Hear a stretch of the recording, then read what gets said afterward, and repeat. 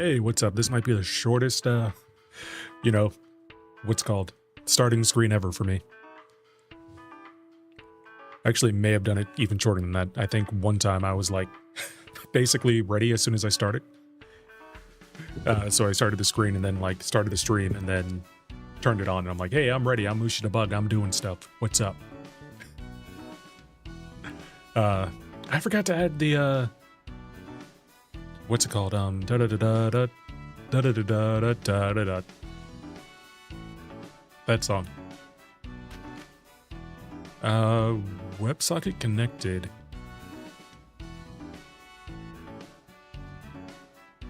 What does that mean? I think I know what it means. I think it means that something connected. Well, what? WebSocket connected means that something connected to the WebSocket? No, I think that this is the bun overlay over the UI connected to the backend, the API that actually has like the code and stuff in it. Yeah, that's exactly what happened. Cool. No, shit. Cancel. Okay, we're good. We're good. I opened up my Visual Studio Code, my code editor, to see what the message was, and instead of clicking the X to the editor, I clicked the X to OBS. And it said, hey, if we stop this, your stream's gonna end. And I said, please, no, dear God, don't make that happen, please. Oh my God, I learned, I'm sorry. And it didn't.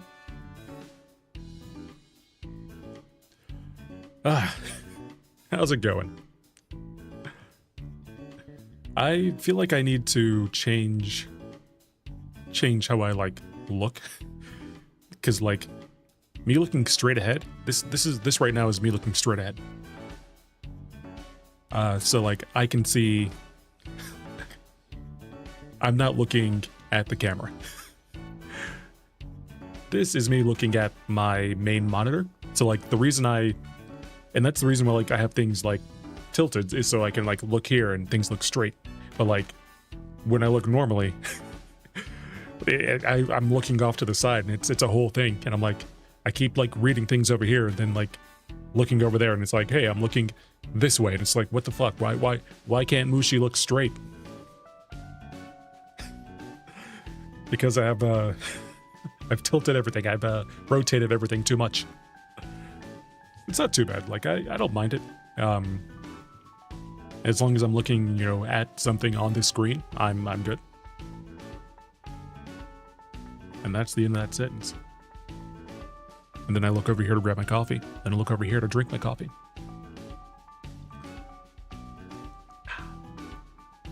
Actually, this isn't coffee, this is tea. This is throat coat tea that has slippery elm. It makes your throat coated.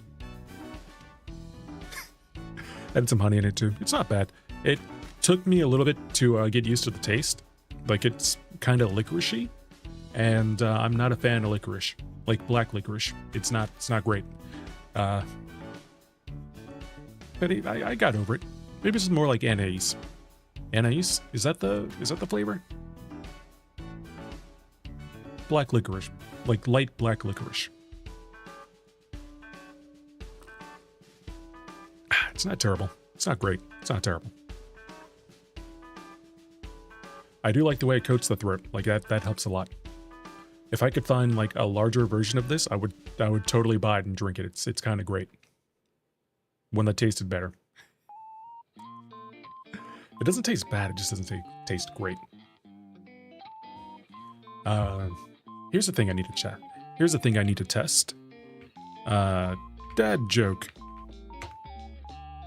So, I'm pretty sure I fixed this last time.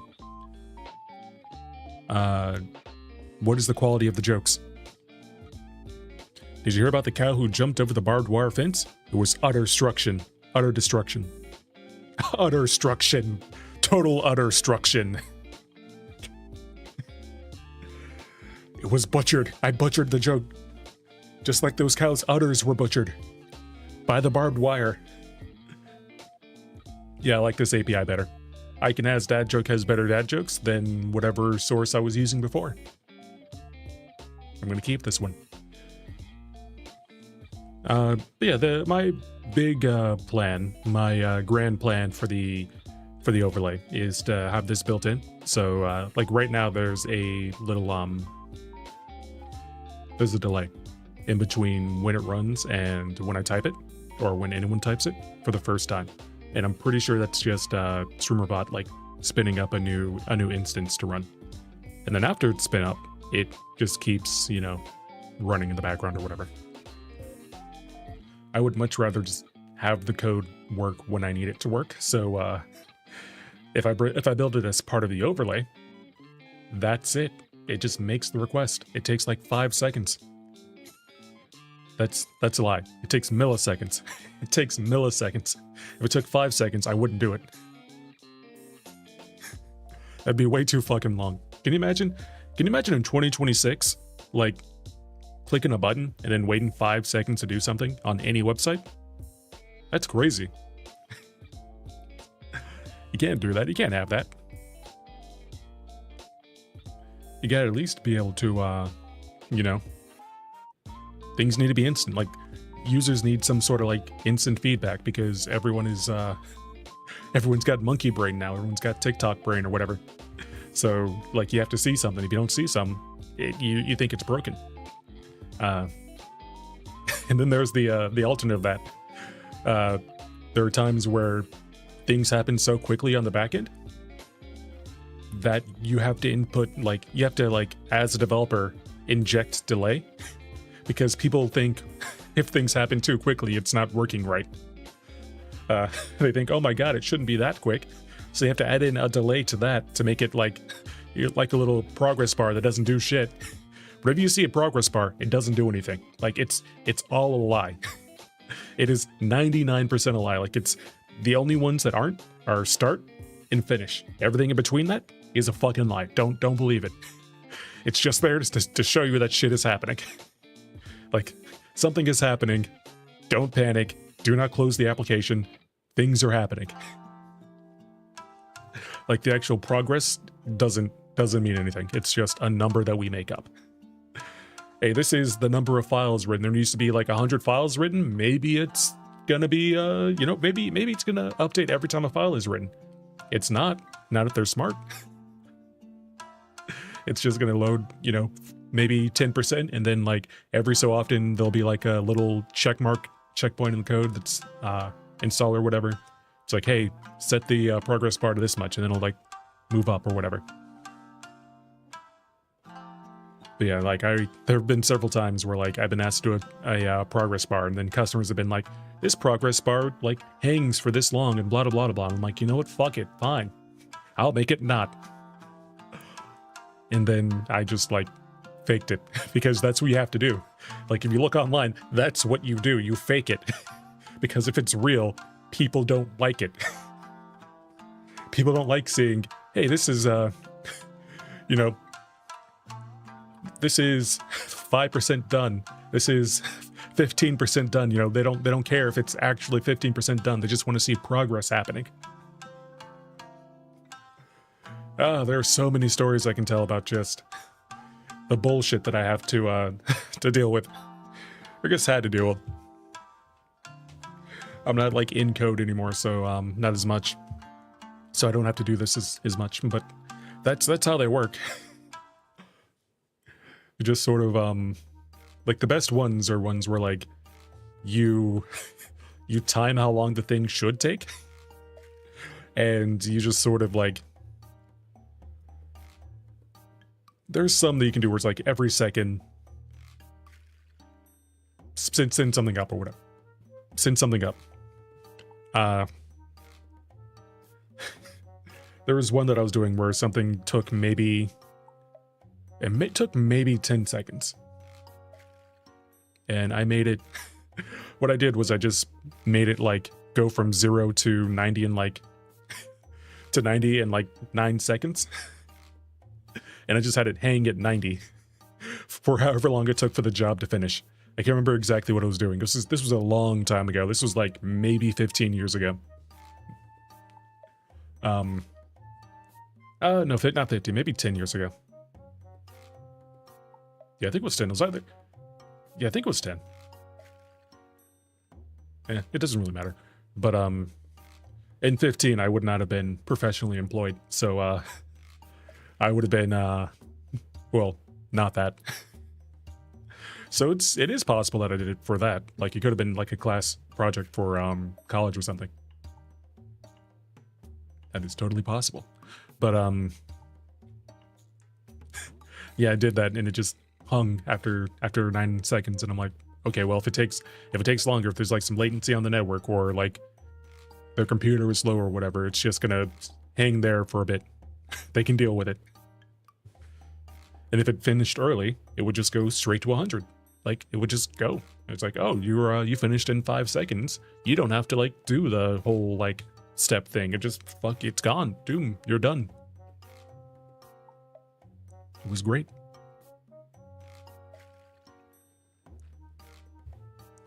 Wonder if there are any other secrets I can give you guys about the programming.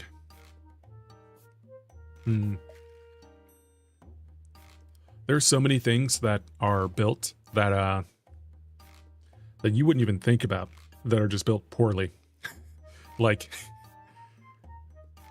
so as an engineer, I know the shortcuts that I take.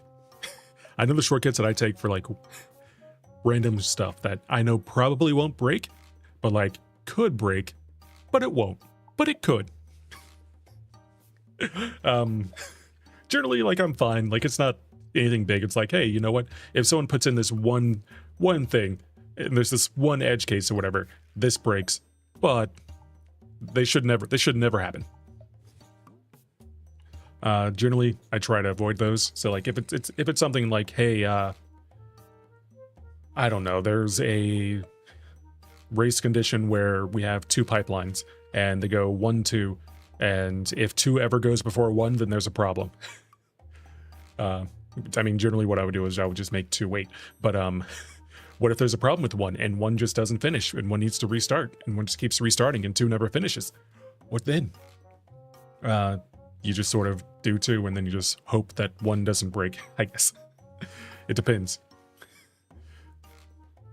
I'm being very like, none of this is real. So don't take it for like, don't take it as gospel. Like, I'm talking the shit right now. Don't actually like take any of this seriously. Like, I'm not really thinking about things I've done. I'm just sort of talking right now. So like, take what I'm saying with a grain of salt. This is like, hey, if I did something like this, not necessarily I'm doing this actively. But there are going to be times where you're working on like legacy code or something and you have no insight into what's going on in the background, and you just have to sort of hope and pray that whatever you're doing doesn't cause an alarm in like an hour. Or 2 hours, or when you're asleep. That's the worst. Like, hey, I pushed that and now everything's broken. Granted, you know, you do pull requests and things like that. You have other people check your code to make sure it doesn't actually like cause a fire or whatever. Then it's 2 people's fault instead of 1 person. That's how that works. It's a blood pact. Hey, if I'm going down, you're going down with me. Programming has blood pacts. There we go. That's a programming secret. We have pull request, which is when we're ready to like merge code into another environment from our local computers to another environment, we fill out a form that says, hey, these are the changes I'm making, and I need someone to look at this and tell me it's okay. So someone else goes, they look at it, they approve it, and then it gets merged into the main repository. The world keeps on spinning. That's the blood pack. Blood placked. Placked. Blood packed. There we go. Also, programming has the importance of killing your children while going through things not to be taken out of context about programming. Exactly. Like, you kill your child processes all the time. The parents can kill the child processes. The parents can eat the child processes. It's a thing that happens. Yeah, I'm just like riffing off random stuff that's also, hey, how's it going, Grant? I'm just riffing off things that are weird in programming. Like loading bars. I went off on loading bars for like 15 minutes. It was great. They're not real. They don't exist. They're just there to make you feel better. But yeah, today I was in meetings all day. It was great. Tomorrow I won't be in meetings all day. I'll be in one meeting and it'll be great. Oh my god. 6 hours of meetings. This is the third day this week that I've been 6 hours of meetings. It is absolutely insane. I don't have to do it again. I won't have to do it again after this. And it's only because I was gone for a week. But like, goddamn. I don't want to do this again. I don't want to be, you know, in 6 hours of meeting. I didn't eat lunch. I didn't eat lunch until dinner. I had a sandwich. It was like a peanut butter sandwich or something. The genuine bonding and camaraderie of meeting together. Yeah, it's just like, hey, you want to be in a team meeting? And like, not really. We're just, can this meeting be an email? It's like, kinda, but we're still gonna have it. And then you sit there for an hour and it's just like, yo, you spent an hour talking to me and all you really wanted to know was, hey, can you do this? And the answer is, yes, I can. That was the meeting. I'm like, you could have just sent me an email. That was it. It didn't need to be an hour long. Like, it's nice of you to explain everything that's going on, but literally all you wanted to know was like, hey, you have this process that runs, and we need to add 3 things to it. Can you do that? Yes. I can do this in like a week. Like, we can have it done in about a week. Cool.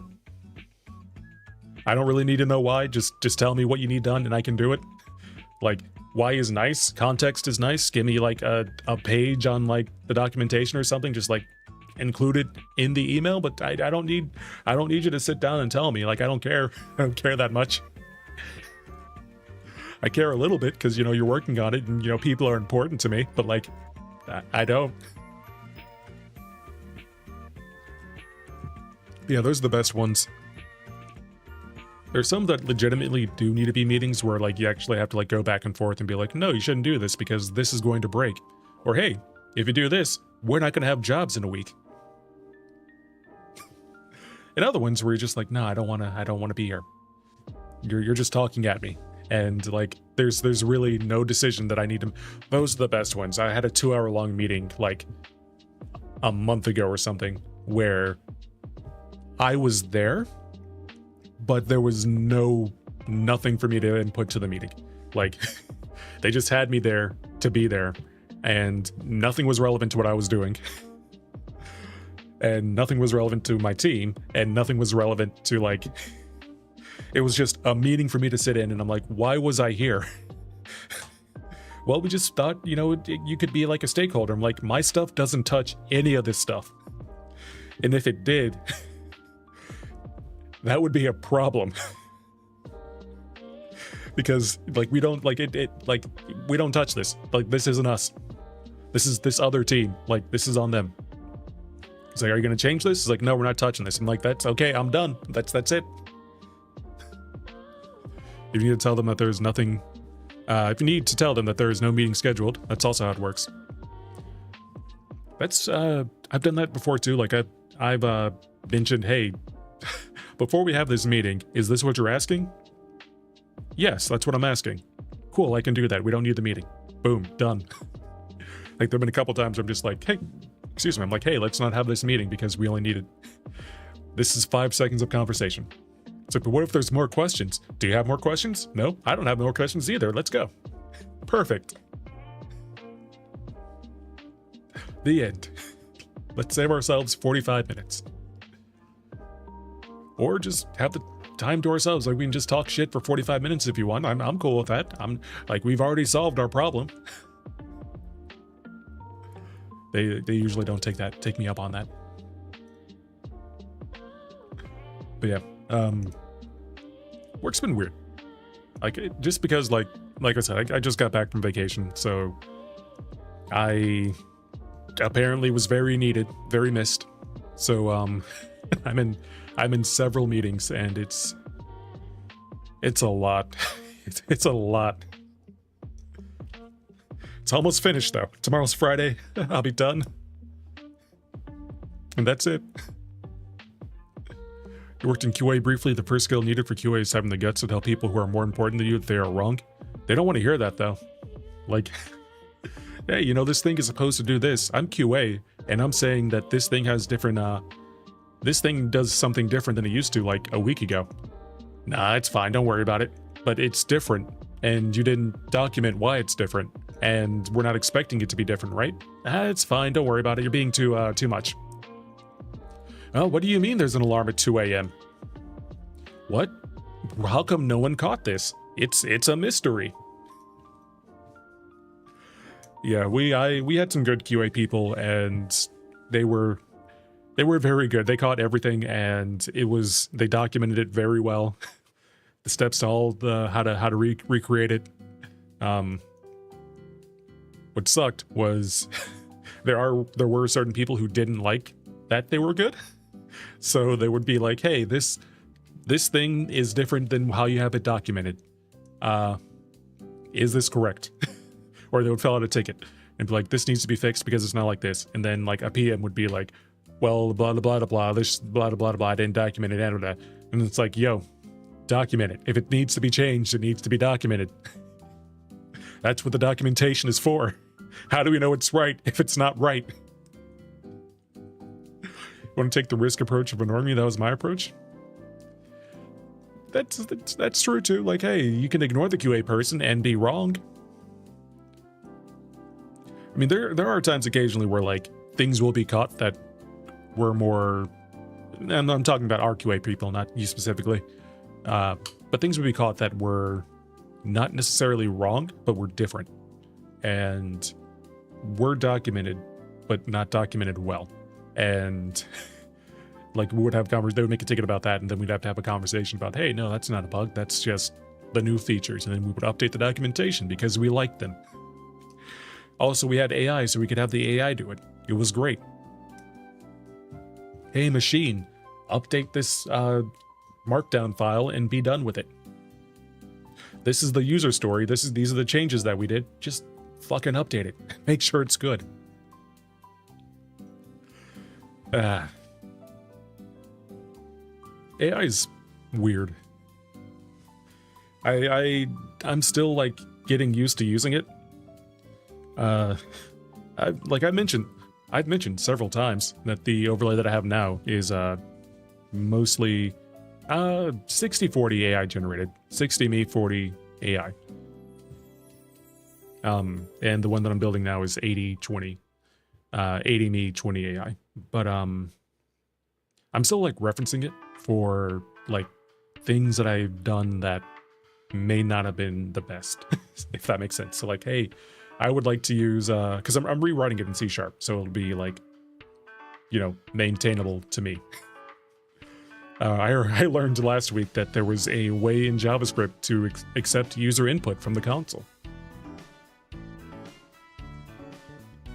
I never want to do that. I don't know why that's a feature. That should not be a feature. No.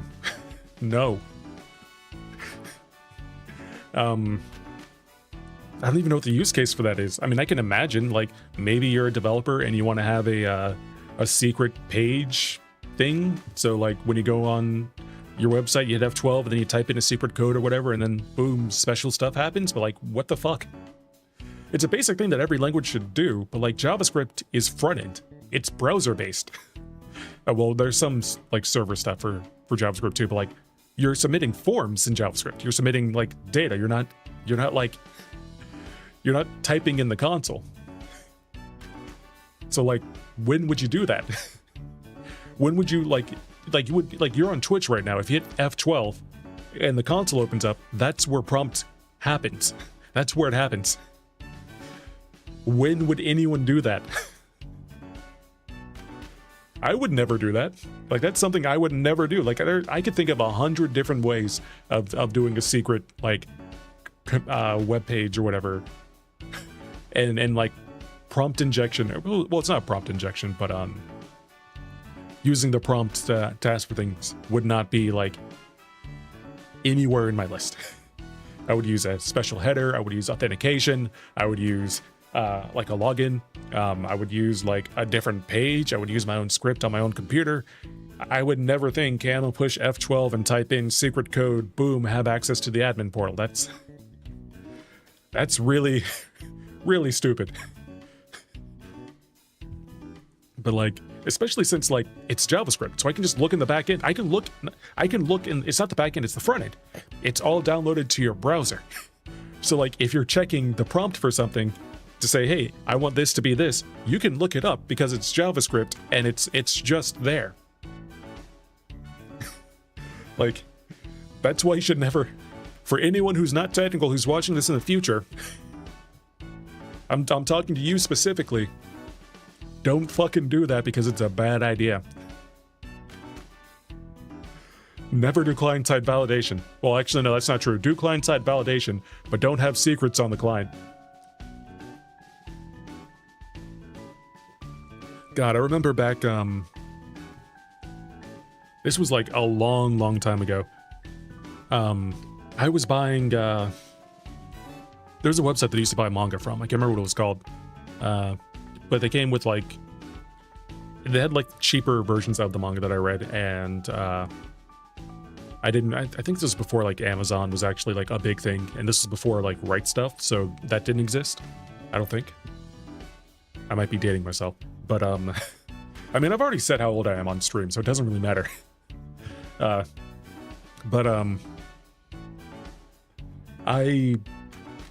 This was right when I started learning how to program. And one of the first things that I learned was SQL injection for databases.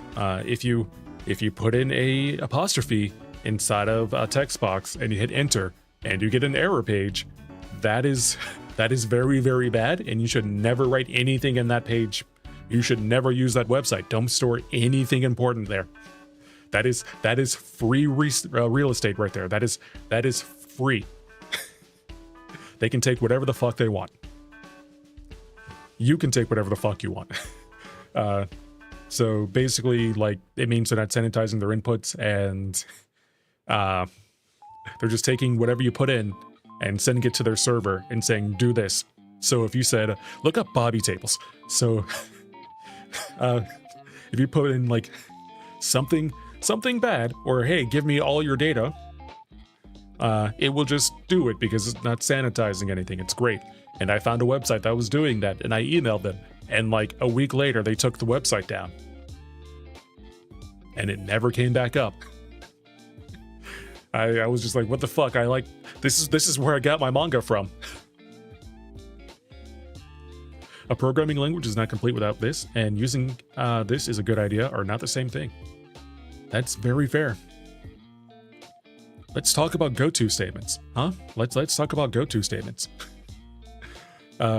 Many languages have them, and it basically says go to like this instruction. Now you might be thinking, hey, what's an instruction? An instruction isn't a line of code. It is, but it isn't. An instruction is a decompiled line of code. It's literally like a, hey, go to this piece of memory. Look here, go this. It's used in very, very low language programming smartly. So like if you're programming in C or assembly, then yeah, it's really, really great. That's part of the language. That's what you do. Also, I'm sorry you have to do that. You should love yourself more. I'm sorry. But yeah, I've luckily never had to program any. Well, actually, that's not true. I had 2 for college. I had to write assembly for college. It was interesting. It was cool. Like I learned a lot about how computers work, and I learned a lot about how much I do not ever want to do that again. God, God, just the instructions were gibberish. Hey, you're going to this line, you're allocating this many lines of code or this many bytes, you're putting this string inside of this line of whatever, and then you're like jumping from this memory address to this memory address, and then blah blah blah blah, you're deallocating this one. So using higher level programming languages is much better. Like C++, I've used C++ for like video games and whatnot. When I used to do game design, but it's been a long time. I could probably still do it. I still have to get like more used to, more familiar with when to allocate memory, when to deallocate memory, things like that. I would definitely be the type of engineer that makes memory leaks. Like that would definitely be a thing that I do. People would hate me if I programmed in C or C++. That's why I like Rust, because Rust actually, like, it slaps your hand. Like when you try to compile, it gets a ruler and it's like, no, that's bad, you can't do that. And then you fix it and it's like, good, you're good now. It's like C++ with guardrails, and it's amazing because like it has God, what's it called? Mutability built in. So like it's really strict about mutability, about what objects can be edited and which ones can't be. And as a C++ engineer, or C Sharp engineer, sometimes Python, that's not a thing I've had to think about.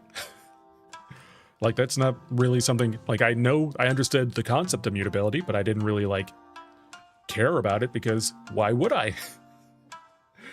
In C Sharp, I just make sure I don't touch the stuff I don't want to touch. But in Rust, it tells you do not fucking touch this, which is great, which is amazing. That is the correct thing to do, like 100% of the time. Hey, you're getting this thing from a server. There is absolutely no reason for you to like touch this. You can't touch this. Fire bad hot. And it's amazing. And I'm like, oh my God, I need to use this way more often. And made me like a better programmer in what is it? C Sharp. It was great. Python, I'm not sure if Python has constants. I need to look into that. No, I don't. I don't want to program in Python. It probably does. It should. You know what? Fuck it. Does Python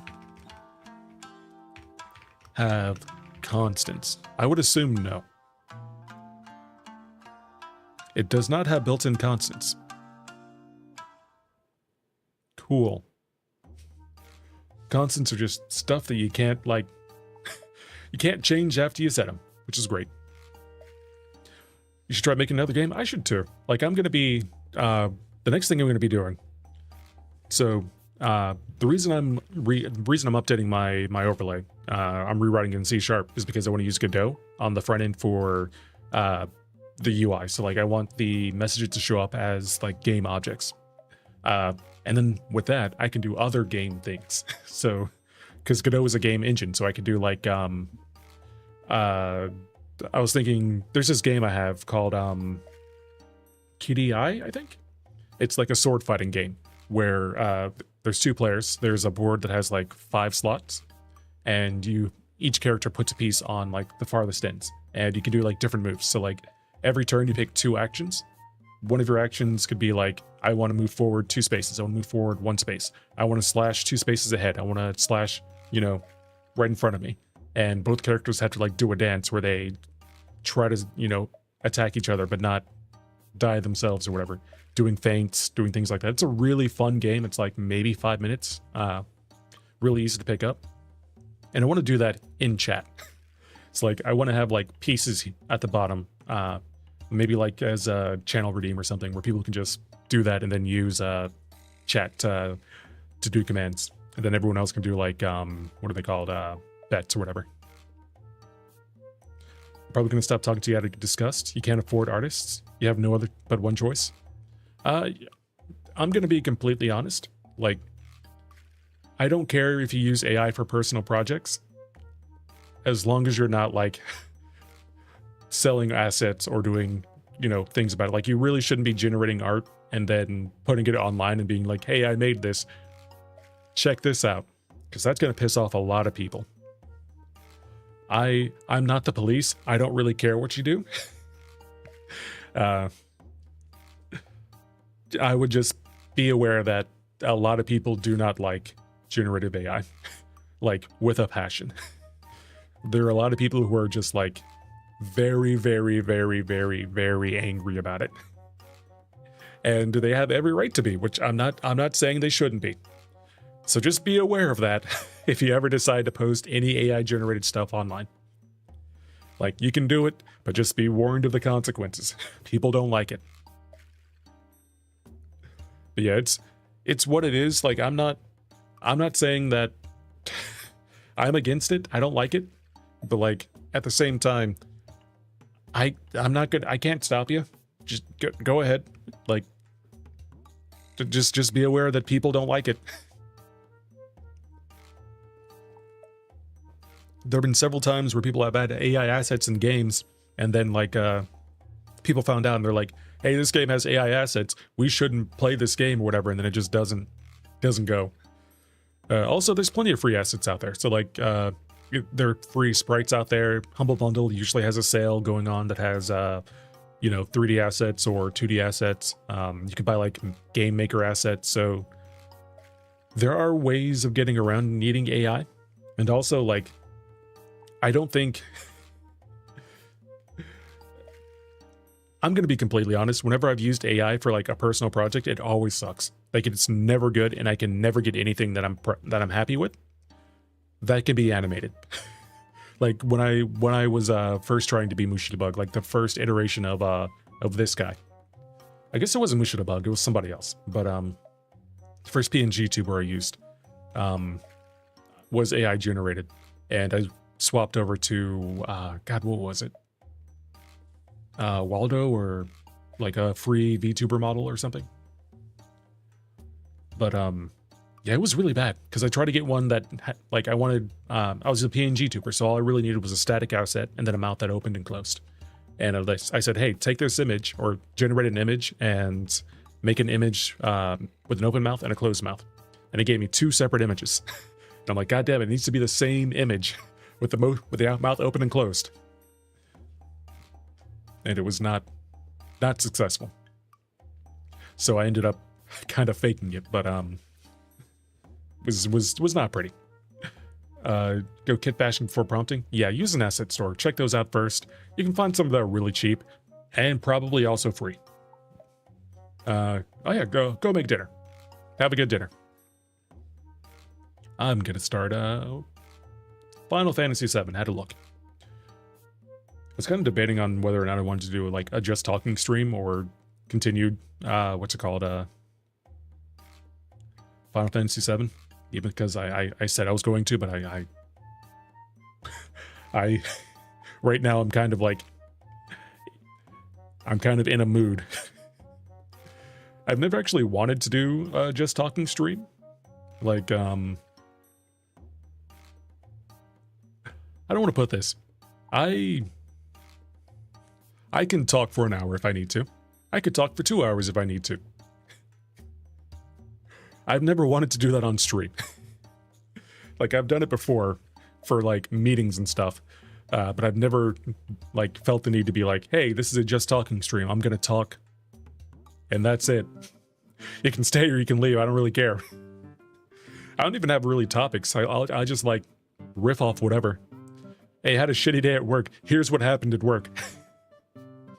I had a shitty day today. I stubbed my toe. This is how it looked after I stubbed my toe. It wasn't pretty.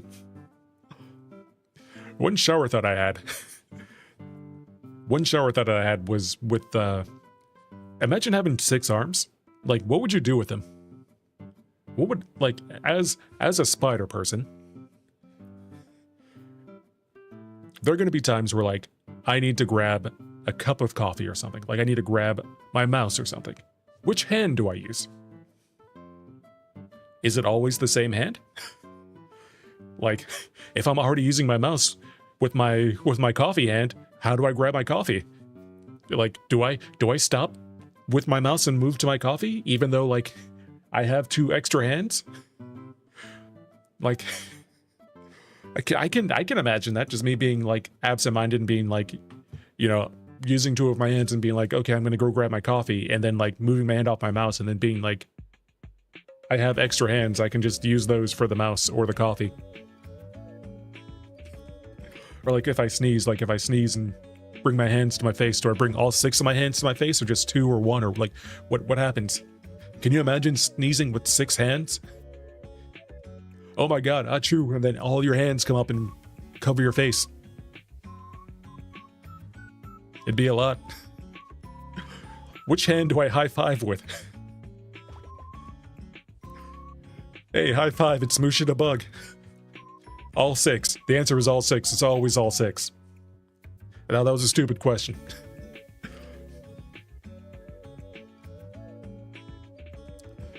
But yeah, having 6 hands, I'm not sure if that would be like a benefit or like... I mean, on one hand, it'd be really cool to be able to just multitask. Like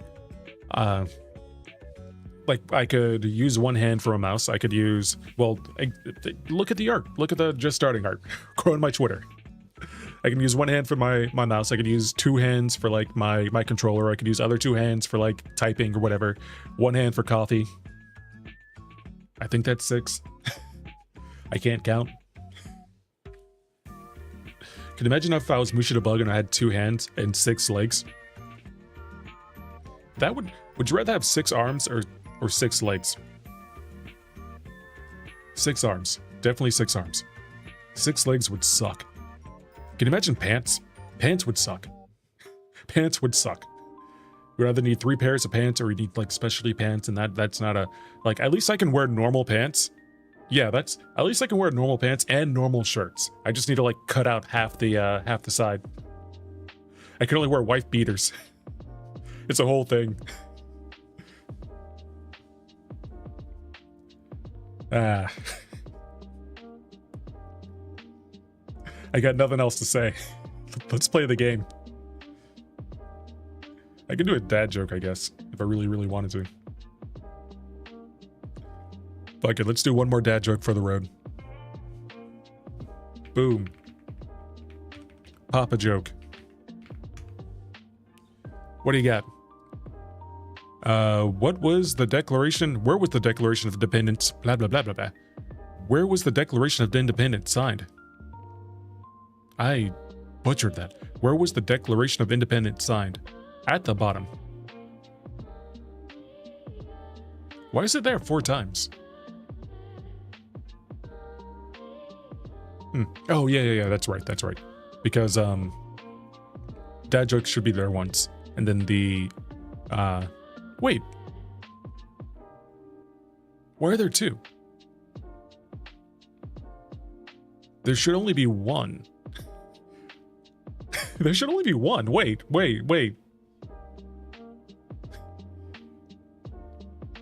Wait, yeah, the joke should be 1 line. Why is it 2? I don't remember doing that. Yeah, it's only 1 line. What? How is it 2? How? Huh. I'm gonna try one more time. Give me a second. That's interesting. Why is it 2? Because it should be, it's just the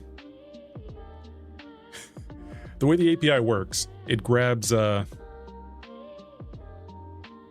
see, that's what it does. That's what it's supposed to do. It does 1 line. Okay, fuck. Sorry, this is programmer brain happening. This is what happens. You look at things and you're analyzing things as you're talking, and you're like, oh my god, this is what it is. But then you're still like saying the last sentence, and then like you catch yourself, and it's a whole thing. Anyway, what I'm assuming is happening is it's either making 2 responses. No, that's not true. It's probably just adding a new line character, and the new line character is being treated as a new message. That's probably what it is. Anyway, what did the Shy Pebble wish for? That she was a little bolder.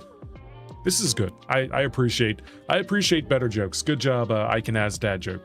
Everyone go to icanasdadjokes.com for dad jokes. That has the better dad jokes than whatever I used last time because it was It was not good.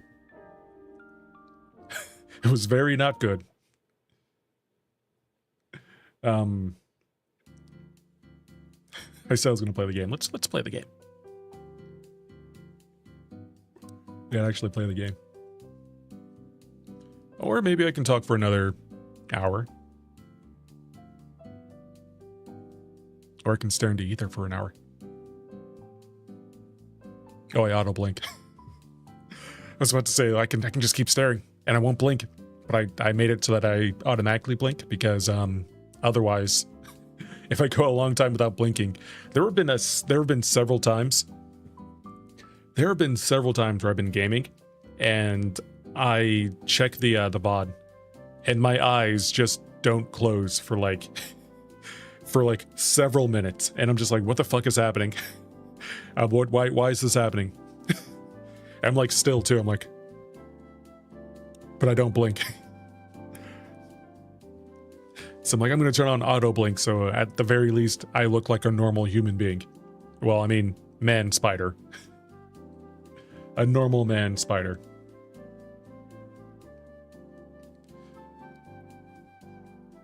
Let's jump into the game. That's something we need to do. Let me open that up. I think if I open it up, then you know, I'll actually start playing out of osmosis. Like I won't keep stalling because the game will be open. I'll be like, oh my god, the game is open. I should actually play the game.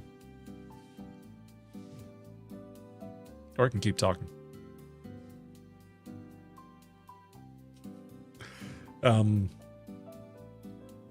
Another thing I fixed.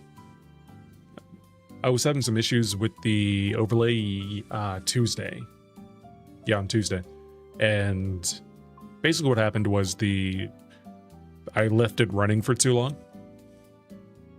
I left it running for too long prior to starting. And all of my credits were eaten. All my credits were eaten. My quota was used up. So it stopped working on the YouTube side. This time, that's not going to happen because I made it so that when I start it asks me to say that I'm ready before starting. So instead of saying, hey, YouTube, are you up yet? I say, wait until you're up. Or wait until I tell you to check to see if you're up. It's like what was happening was I was saying, hey, YouTube, you up? Hey, YouTube, you up? Hey, YouTube, you up? Hey, YouTube, you up? And it wouldn't respond because, you know, my stream wasn't live. Now instead of doing that, it's just waiting until I say start checking, which is great. So I can start it early and just not have it start. I can just be like, you know, when I'm ready, start checking. Don't start checking before that. Don't use my quota. But yeah, right now it uses maybe like every check. Hey, are you open? Hey, are you up? Is one. Let's just call it one quota. One use. And right now the client's like when it's working, it checks maybe once every 10 seconds, I think. Yeah, it seems like 10 seconds.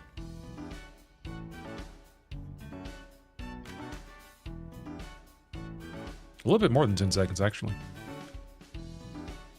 But yeah, that saves my quota. So that basically means, because it was checking like maybe multiple times a second. I think it was like once every, maybe, I mean, even if it was just one time a second, if it now is checking once every 10 seconds because the stream was live, that means I have 10 times the quota. So like if it were last an hour before, now it would last 10 hours because I am using, you know, 10% less. Or 10 times less, or whatever the math is. I'm not a math guy, I'm a computer guy.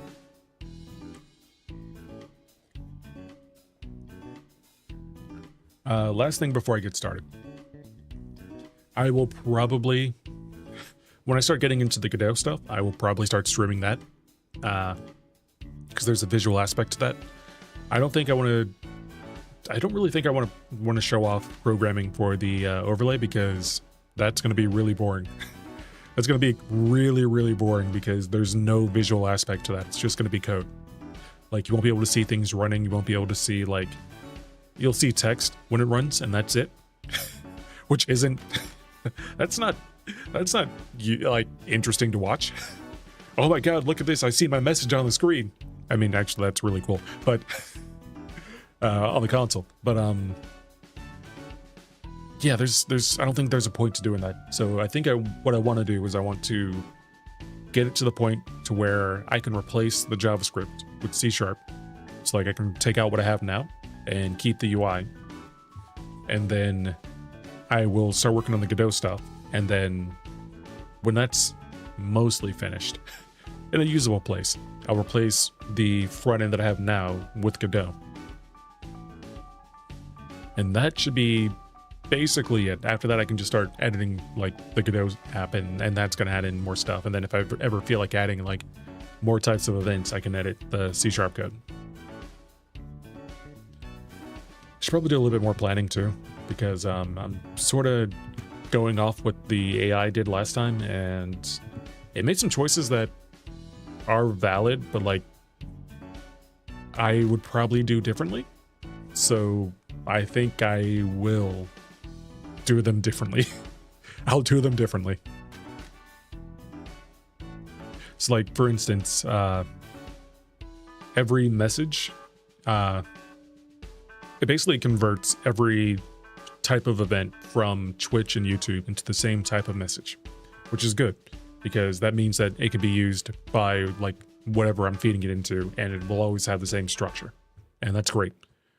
But it uses like, it treats everything that comes from Twitch as the same message type, and it doesn't really break things up in a way that like makes sense. So like a mod event is the same as a chat event, is the same as a follow event, and that's not, it's not great. It's not great. It works, but like it's not great. So I'd like a better way of doing that. I'd like to be a little more thorough, I guess. And thorough might not be the right word, but like I want to make sure that it's something more usable, and have more data on it. So like I can grab things like how long someone's been subscribed for when they started subscribing or following. I can grab how many times their subscription they've subscribed, things like that, on YouTube or on Twitch. So like how many times they bought whatever. There's a lot of events I can do. If they're being timed out, if I ban somebody, I can do that. Like I was kind of debating on doing that. I had an idea of when someone gets banned, putting them to the side and then letting people throw tomatoes at them. But I felt like that could be a little mean, a little too mean. Unless they're dicks. Then I feel like that'd be great. But yeah, I just have a bunch of ideas that I want to play around with. So I'll be doing that. It's gonna be fun, stay tuned. It's gonna be a whole thing. Let's jump into the game. I like how it keeps saying let's jump into the game, and it's 9:14. Like it's 9:30. Am I gonna play for an hour? Maybe I don't do maybe I don't do I've already been talking for an hour, goddamn. Yeah, maybe I don't do Final Fantasy today. That might be a bad idea. Yeah, let's, you know what, fuck it. I'm gonna do my first Just Talking stream. How do I want to... I'm not touching YouTube. Like, I'm pretty sure I can't edit, like, the, yeah, I can't edit the actual thumbnail on YouTube Studio for some reason. Unless... I'm assuming I'd have to do it in a different place, which, sure. Let's see, live. If I go here and I click that. Oh, yeah, that's, okay, so that's how you do it? No, that's not how you do it. Customization, oh yeah, that is how you do it.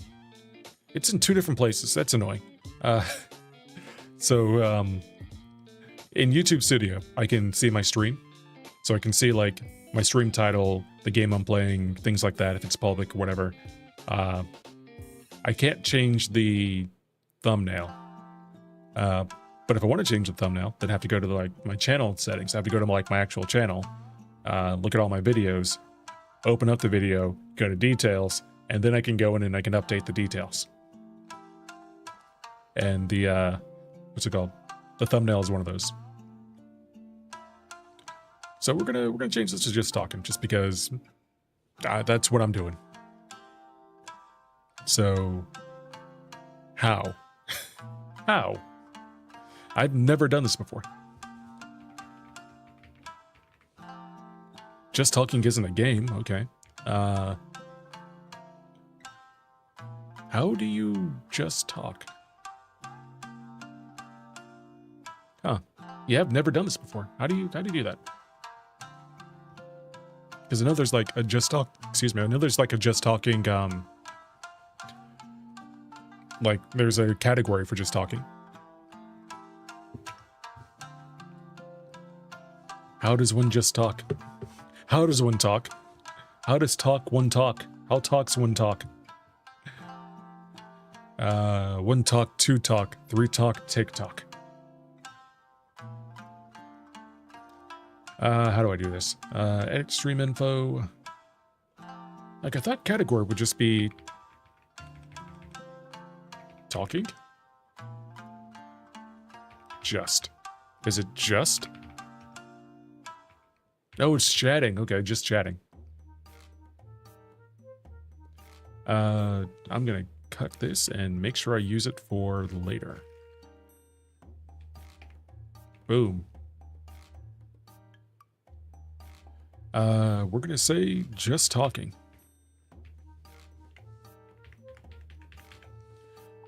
Spider app. Spider app. Does whatever a spider can, I guess. What do I call it? Just talking stream? Spider yap? Spider yap session. Yap and spider.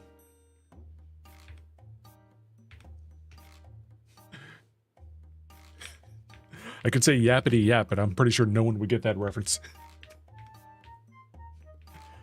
I barely get it. There was actually a show called Yakety Yak when I was a kid. Was not good. Was not good. Same reference.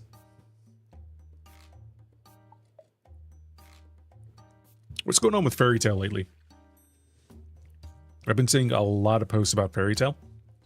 A lot of posts on Twitter. And I stopped following Fairy Tail after, well, Lucy got naked for the 15th time. No, after, like, I finished the first part. I started the 1,000-Year War, or whatever it's called. No, that's Bleach. The 100-Year Quest, or whatever. Yeah, I think it's the 100-Year Quest. I read a bit of that, like, maybe 3 chapters, and then fell off. Like, it's not doing anything for me anymore. I'm sorry. Well, I'm not sorry. I'm not sorry for liking what I like and not like. Well, I won't say I don't like it. I liked Fairy Tail. I just didn't like that. You know, Lucy was naked every 3rd minute, every 3rd chapter. It's just like, why? It's just Doug. Just Mashimoto. Just draw porn. Or Mashiro. Mashiro? Is it Matsumoto? I think it's Matsumoto. Fairy Tail. Author. Mashiro? I think it's Mashiro. Mashima. Mashima wants to draw porn. Mashima should just draw porn. Like, just do it. Just do it. just fucking do it. I would have way more respect for the man. And not that I don't respect him. I do respect him, because he's, you know, Fairy Tail is pretty good. But like, at this point, I'm just like, yo, dog, just do it. Just do it. You want to. You want to. It's obvious in every one of your chapters. Just fucking do it. Yeah, I had fun with it. It was good. What I watched was good. What I read was good. I just got tired of I just got tired of it. I'm just the same trope. Oh my god, Lucy's naked again. What? Gray lost his shirt? Again? Why does he keep doing that? He's so wacky. I get that it's a bit, like it's whatever. And they do explain why he does it. I don't remember why, but he does, but they do. I think it's because like the person that trained him was also half naked or something. No, she was a woman. So maybe. I don't remember. I don't remember. This is my fault. I take responsibility for not being a good fairy tale fan. That's on me. I moderately apologize. I really don't, but don't worry about it. Jesus. Excuse me.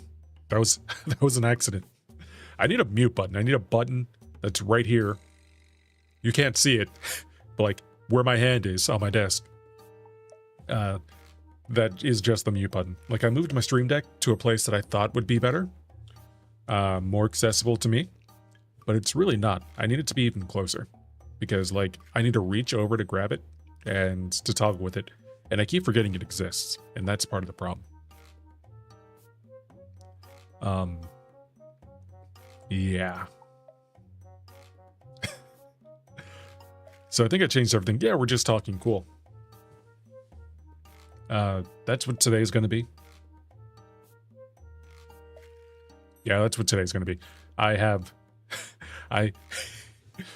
don't think there's a reason to play the game because, I'm probably going to stop around 10:30 and I'm not going to get anything done in an hour. Like that's, and it like I might get to a boss and then stop. When I could just actually, you know, I'd rather spend 3 hours playing. I would rather spend 3 hours playing. That's how I feel. That's the end of my TED Talk. What do I want to talk about? Now that I've committed to it, I need to actually like, I need to actually do it. Oh my god, the stage. I'm on the stage and I'm staring at everyone and they're staring at me. What am I gonna do? Quick, do a trick, Mushi.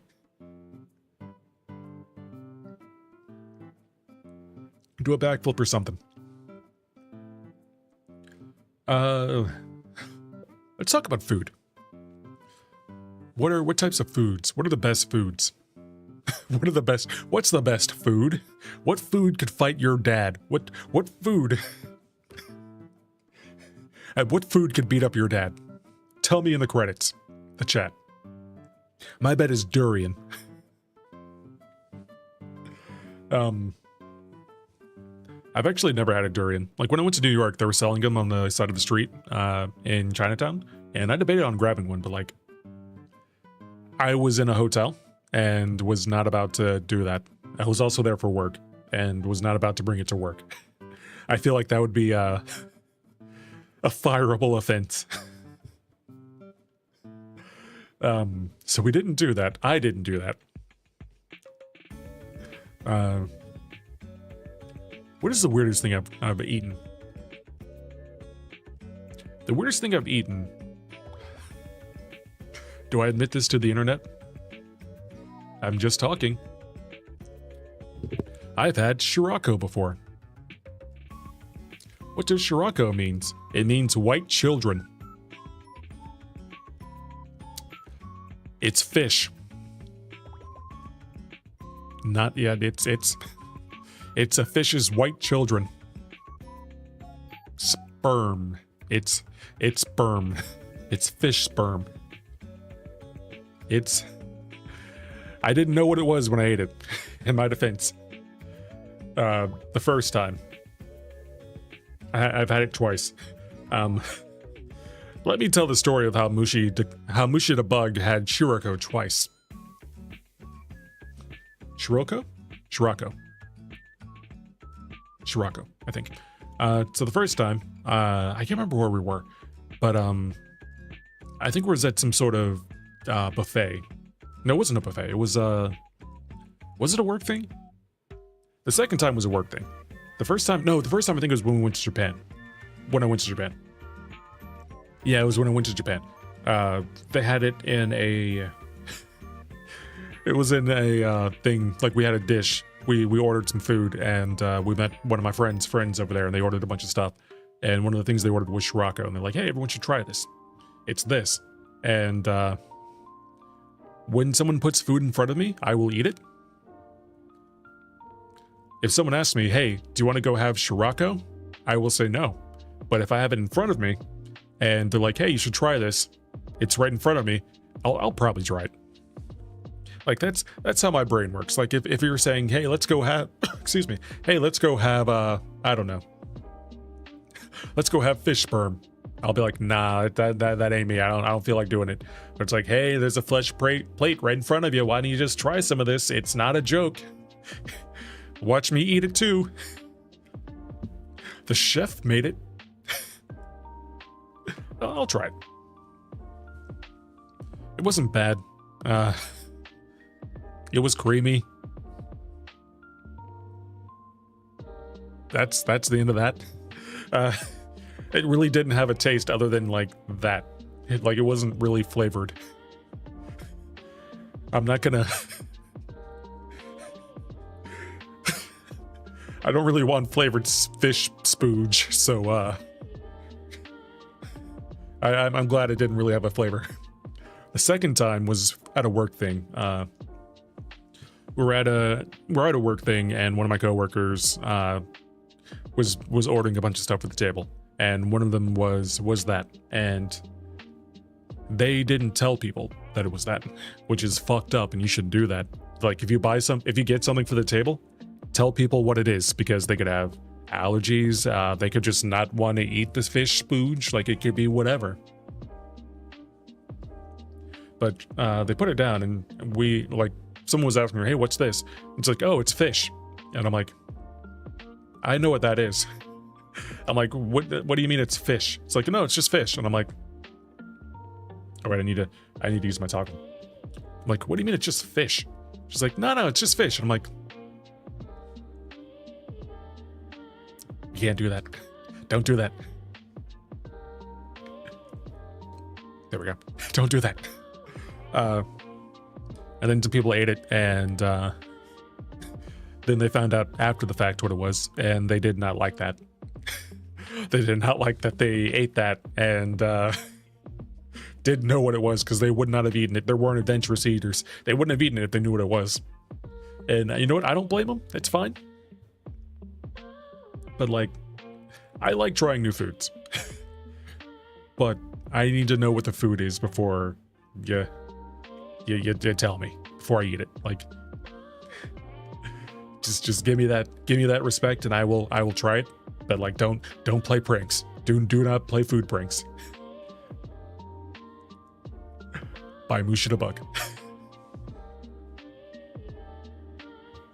Yeah, that's probably the weirdest thing I've eaten. I've also had chitlins before, which is pig intestines that are cleaned very, very, very well.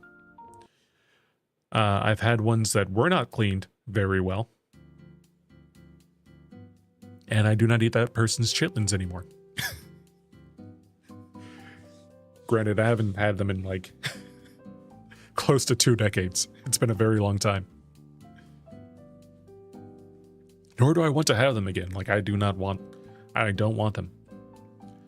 I've also had pig's feet, gelatinous. I've had cow tongue, but cow tongue isn't really weird. Cow tongue's eaten all around the world. It's very good. And oxtail. Oxtail is very good too. I like food. Food is good.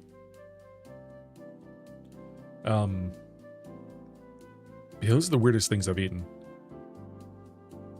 There was also one thing I had in Japan that was...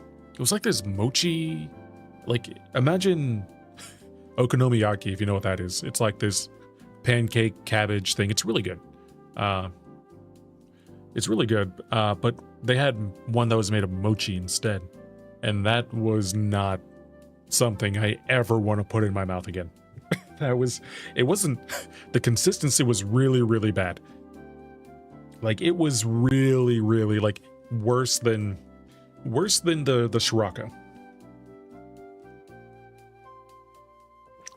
Like, it had that same creamy texture, but like, it was not that. And I'm like, I don't like this. It was me and some friends eating it, and we're just like, yeah, no, we don't do it. And I'm trying to finish it because, like, we paid for it. We paid money for it. And I'm like, we got to eat this. We got to finish this. And they're just like, no, I can't do it. So I ate as much as I could. And I'm like, I'm going to hate myself later. And I did.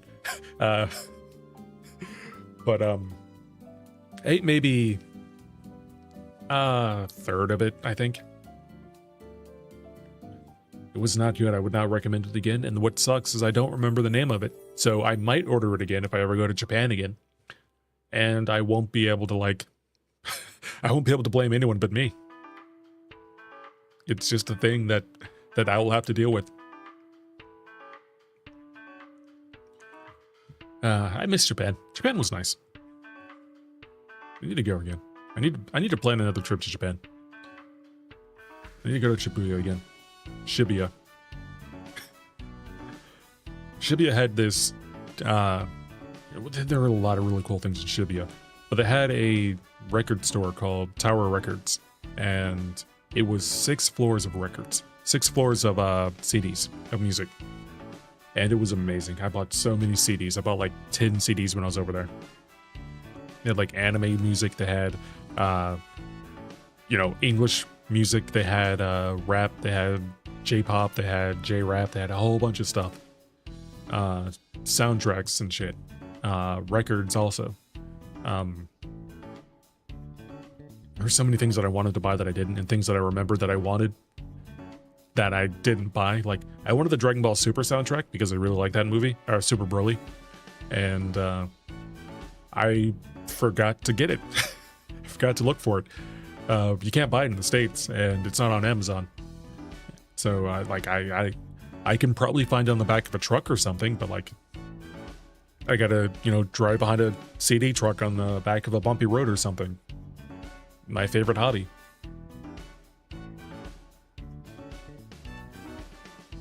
But yeah, there's that. And there are a couple other things I wanted to do too. Like, I kind of wanted to, I did enough exploring of Tokyo. Like, I don't really want to explore the suburbs because they're the suburbs. I did the major city. I did like around Skytree. I did around Shibuya. There's more. I did in between those, so I did the pretty much up to Harajuku, I think. From Shibuya to Harajuku. And maybe a little bit higher. But like, that was it. I kind of want to go somewhere that's more... less city, I guess? I don't know. Like, Osaka is kind of like that. Some places of Osaka, because it's less busy. It's not really a huge city, but there's still, like, stuff to do. Like, it's kind of a mix between suburban and, city. Kyoto is way too fucking busy because everyone wants to fucking go to Kyoto. I understand because there's a lot of stuff in Kyoto and it's in anime, but it's so fucking busy for no goddamn reason. There's tons of stuff that's fun outside of Kyoto or fucking Tokyo. Shibuya's busy enough as it is. I don't need to deal with like other tourists. It is what it is. Like, I was part of the noise. It was great. I don't think it was as busy as New York City, though. Like, I think New York City is more messy than Shibuya, if that makes sense. Not just in the sense of, like, having mess, but, like, I think Shibuya has a lot of clashing. Clashing is the wrong word for it. Noise. Like, it's noisy. God, what's the best way of putting it? Shibuya has a vibe. Shibuya has a vibe. If you're like actually there, like taking things in. New York also has a vibe, but it's more people are always busy vibe. Like it's more I'm a working adult. I'm a finance bro. I need to do all this stuff. In Manhattan. Outside of Manhattan, in like Brooklyn, inside of you know, Queens, things like there, places like that, not as much. It's more laid back, more still busy because, you know, it's New York. There's still millions of people there. But it's less of the hustle and bustle. I would say Shibuya is like a half Manhattan, like a maybe Upper East Side, maybe. Maybe, well, actually, no, East Side is where the rich people live. Fuck it, I'll say Manhattan. I'll say Manhattan, like slightly less than Manhattan. Like it's not as bad as like Times Square. Unless you go to the Scramble during rush hour. That's a mistake. You never want to do that. You can go to the Scramble at any time of the day except for that. Do not go in the morning when people are going to school or work. Do not go in the evening when people are coming back from school or work. Avoid those places unless you really, really, really want to be swamped by a bunch of people. In Japan, where they have like 100% humidity and it's like 100 degrees outside. I think it was like 115 degrees. Don't fucking do it. Please learn from my mistake. Don't do it. It's not worth it. Also, if you go like early in the morning or like during the, you know, day or whatever when people aren't working, you can do all the fun stuff. Like you can take pictures of Hachiko and the dog and a bunch of other stuff. I couldn't take a picture of Hachiko because there was a line of tourists taking a picture of Hachiko. And I said, fuck that noise. Was not waiting in line to take a picture of a fucking dog statue. Not me. Nope, we're done. I will go literally anywhere else. Hey, look at that. That's a thing. I'm gonna take a picture in front of that thing. I took a bunch of selfies too when I was in Japan. I suck at taking pictures. Like, I'm gonna say that right now. I suck at taking pictures. I always look really awkward. Like, I don't know where to put my hands. I don't do like T-Rex hands or anything with my 6 hands or whatever. But, like, I'm just like, what do I do with these? And I'm getting better at it. But I don't take a lot of pictures of myself, and I want to take more. Like, growing up, I don't really have a lot of pictures, and I want more. Like, I want more. I want to, like, they're like, I don't believe that you need to take pictures to like enjoy yourself, but I do think they're good for going back to a moment. Like, I think on one hand, having a thing, like if you go to like what's it called? A scenic place. Like, let's say you go to like a bridge in Tokyo or something, and you soak in the scenery. Like, every time you go to somewhere that's like that bridge, you'll remember it. That's one way of thinking of it. But the other way is, like, if I take a picture of this, then when I look at the picture, I'll also have those feelings. Which is also nice. Like, I think both are good. But I want to spend more time taking photos because I don't want, I want to. It's just something that, like I said, I didn't get a lot of photos taken when I was a kid. And I don't think it's important, but I don't think it's not important. So, like I have a family who's, I'm not going to get into it, but, I think it's important to have mementos to remember people by. Those are my thoughts. Wow, just talking brings out the depression, doesn't it? Oh man. But yeah. I think it's cool. Like, I do want to go back. I mentioned it before, but like, I want to go to the Tezuka Museum. It's in a hot springs town, for one, and that's going to be really, really nice. I've never been to an onsen. I've been to Japan twice, and I've never been to an onsen. That's a problem. I need to fix that the third time I go to Japan. But yeah, there was the onsen. It's in an onsen town, and there's a museum, and I would really like to go there. On top of that, there's the boom, closing that. Yeah, I want to go to an onsen. I want to, like, I've already done, have I done omakase? I don't think I've done omakase yet. Yeah, I don't think I've done that. But, like, I've done it in New York. There's a place that just opened up, and they were cheap. not like sketchy cheap, but they were cheaper than everywhere else. So, like, it was maybe $80 or something like that, instead of, 200, which I appreciate. It was still very good too. I don't usually spend that much money on one meal, but I was on vacation at the time, and this was like after, again, this was like a long time, like I didn't have a vacation in a long time, and I wanted to like treat myself. So I'm like, you know what? I'm here to relax for the most part. I'm just going to try this out because there's a place right down the street. I'm going to walk to it. That's the great place about New York. There's a place right down the street. You can just walk to it. And if you can't, take the train. And if you can't, take the bus. Like, it's so convenient.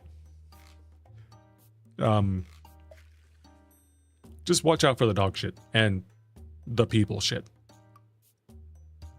Watch out for both of those. They're kind of in a lot of places. And there's a lot of garbage. And there's a lot of rats. And also cockroaches. I was sitting in Manhattan. There's like a dock right next to the amphitheater. Right next to the amphitheater. And I was sitting there, and this was at like 8 o'clock at night. And I was just like enjoying the scenery. It looked really nice. It was like a really nice night out. It was like a cool 70 degrees. Like, it was a perfect night. I was sitting on this bench, taking it all in, and a cockroach runs over my hand. You have never heard me scream louder. I was just like, oh my god, fuck. It was the grossest thing. I had to burn my hand. It was not good. I literally got up. I just stood up, walked to the bathroom, washed my hands for like a minute, and I'm like, god damn it. I fucking hate it here. And then I went back. This time I just stood. I didn't sit on the bench. I'm like, I don't want this anymore. I also saw like a rat eating. I saw the pizza rat. Like, I saw the pizza rat of New York. I saw a rat like dragging an entire ass piece of pizza, the size of it, larger than it, just down the street. And I'm like, yep, I'm in New York. It's great. One thing I am looking forward to, they're starting to roll out new garbage receptacles, like the actual garbage cans for the garbage that are covered, so that rats can't eat them.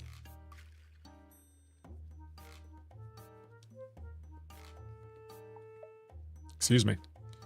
And that's needed. Yeah, I appreciate that. That's really nice. That's gonna do a good job to make sure that like the streets stay clean. It's something that New York needed for a very long time. And there's also a lot of other things that are being done too. Like, I read the subway got cleaned recently, which needed to happen. Yeah, it was not a pleasant subway. It's not a Japan subway. It is very, very dirty. Smells like piss. That's a New York subway. Smells like piss. Yep, we're in New York. I did go places that didn't smell like piss. Those were nice. Those were nice places. I liked those places. The places that smelled like piss weren't great. They smelled like piss. A very specific type of person might like that. I am not that person. Bug does not like piss smell. Put that on a t-shirt, put it on a billboard. Not a piss guy.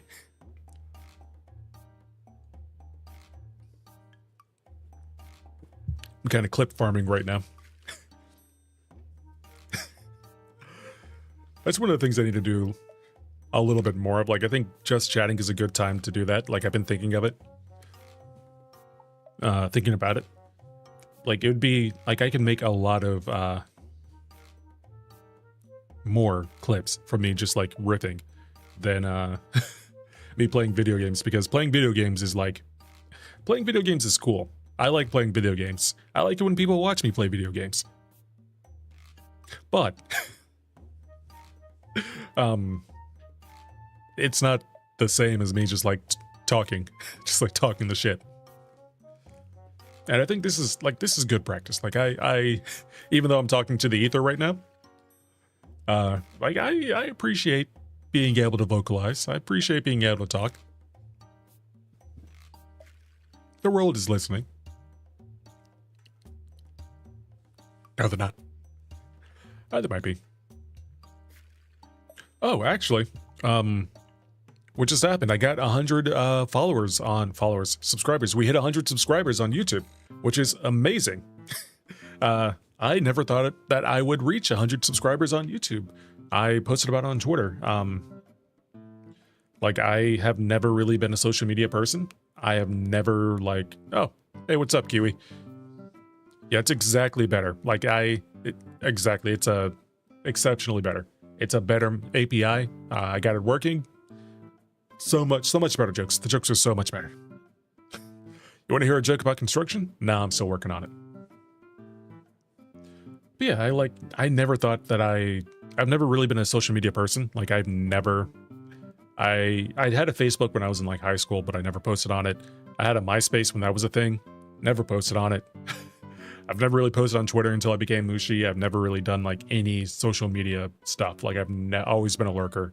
I don't think I've even talked in a Twitch chat until I became Mushi or like a YouTube chat. And now I'm like more comfortable doing that in different places.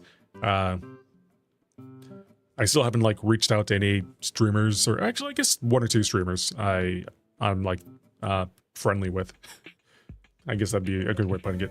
But like, I never really thought that I would make 100. And it's nice. It's a nice confidence boost. Like, hey, 100, well, 101 now, I think.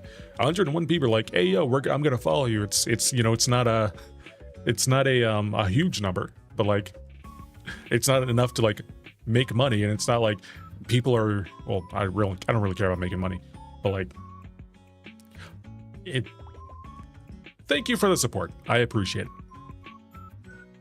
Like, this is something that I wasn't sure like I was going to be doing after a year. Granted, even though I, bought the model and whatnot, I'm like, I'll probably do this until I get bored and then never again. But like, I'll probably keep doing this. Like, I'm definitely going to keep doing this for a while. I'm not sure how long a while it is, but like at least another couple of years. Like, I'm excited to see where things go. It's going to be an interesting next year, because now I have to make bigger goals, which is kind of scary now that I think about it, because the ones that I did this year were not, they weren't small. Like, I had goals for, I think I have them written down over here. Pretty sure I do. Let me see. Yeah, I do. Cool. So it was like, make shorts, like learn how to make a short. Having never done video editing before. Create a short that has 50% watch rate, which is really, really, really hard. Especially when you've never made a short before. I've done it. I have a couple that were over a 50%, which is hard. Make a video game, which I should be able to make one in a month. 2 months. Depending on what my definition of a video game is. I think the only one that I haven't done was the long form content. Like, one of my goals for the year was to make a longer video, but that's not gonna happen. I mean, it might, but like it's a different beast. I've spent all my experience points, all my level up points on shorts, and I feel like pivoting to long-term or long-form content might be detrimental to me. Granted, I'm not like I'm not having explosive growth, so it's not really a big deal, but like, yeah, like it's a different muscle that I have to work. Like, I have to actually plan a video and then film the video and then edit the video, and then it's not 30 seconds, so like I have to I have to actually do real editing. And then like short editing is significantly different than long form editing. So like in short editing, you're basically like you're basically making everything as quick as possible. You really don't want to sit in a moment. Like, you don't want any silence, you don't want to like hover on something. You want it to be quick, like zip. Long form, you have way more like breathing room. Like you can sit down, you can relax, you can like enjoy your time with the moment. And I have not considered how to do that. Like, I can do it talking, but I can't do it. I say can't. Haven't had the experience of doing it for a video. I don't even know what a video would be about. Granted, I'm having that same problem with shorts where I'm like, I don't know what this short's gonna be about, but like, I kind of have an idea now. But I still need to film for it, and I also need to like do it. Which sucks. Like, I'm gonna start pivoting to programming shorts, but less of a this is a program type thing and more of a show and tell type thing. Like, I built this thing, it does this thing, check it out. Here's 5 seconds of it, 15 seconds of it, or whatever. I could probably do a longer form one for like a 10-minute one for a regular video, but like, eh. I'd have to figure it out. I mean, I could also like, one of the things I thought of doing was taking the footage from Final Fantasy and turning that into videos, or my streams and turning those into videos. So like, I tried doing it with, Star Ocean, and it is very hard. It is very hard because like, you have to tell a story. So like, you're telling a story within a story because there's the story of Star Ocean, but like, I also need to tell a story while I'm playing the game, but also everything that I've said has already been said and I'm on the screen. So like, I can't edit myself out. And not without it looking bad, and then it's a whole thing. Like, it was a whole thing. I started editing it, and then like, nothing I was saying was making sense. What is this? Oh, this is just a just talking stream. You have a short live stream?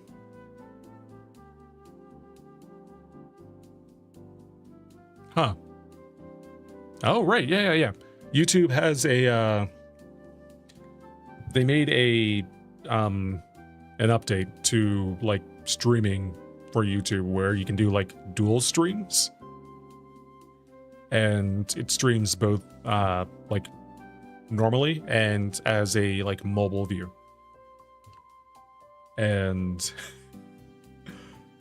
it's just a thing that's built in. Like, I forgot to turn it off. I'm not sure if it actually like, I'm not sure if it messes with quality or not, but like, if it gets more viewers, I'm fine. Like, it kind of like open things. It makes things more open. But that's it. Yep. That's basically it. YouTube has long form vertical now, so. Oh, nice. Glad to see it's working. I'm probably just gonna keep it on because like there's no reason not to. And I don't think it's actually using my encoder, so that's, you know, it's free. Like, it's not using any of my resources. It's just taking the video and then cropping it. I think there is a way of saying like, hey, use my encoder, but I'm not doing that. The only problem is if I start playing a game, it's gonna crop the game like really, really badly. Like extremely badly. So I can't do that. Where was the Declaration of Independence signed? At the bottom. That one already happened, didn't it?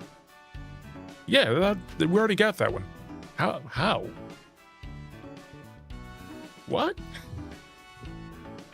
That makes no sense.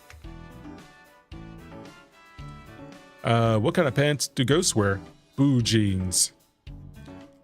Why are basketball players messy eaters? Because they are always dribbling. There we go. At least those are different. I gotta figure out the a better way of. Well, I say figure out. I already know a better way of like displaying this stuff. I need to actually do it. I need to do it. I made a little bit more progress on Overlay V2, but I did not feel like programming yesterday. And I probably won't feel like doing it until, if I'm being 100% honest, this weekend. I have been in 6 hours of meetings 3 days this week. Wait, I should say this like this. There we go. I look confused. There we go. I have been in 6 hours of meetings 3 days this week. That's 18 hours of meetings. I've been in 18 hours of meetings this week. I feel like this. I feel like this. Actually, why have I not been using this more often? Like, I need to, like... I need to make sure that I use my toggles. Especially when I'm just talking. Like, there's a whole bunch of crap that I can just be doing. Look at me be... happy, angry? I don't know. Menacing? That's the wrong button. Boom, there we go. Yeah, I could also make it random. Like, I could probably have it, choose whether or not I have the hood up or down whenever I log in. I think that'd be cool. Actually, I could totally do that. Yeah, that's something I could knock out. Then I wouldn't have to think about it. Hey, what's up, Axel? Haven't seen you in a while. This is the first Just Talking stream I've ever done. I was going to play Final Fantasy VII, but started late. So yeah, I'm just talking now. It's like I could play an hour of Final Fantasy, or I could just talk for, you know, an extra hour. It's what it is. You been busy? I have also been busy.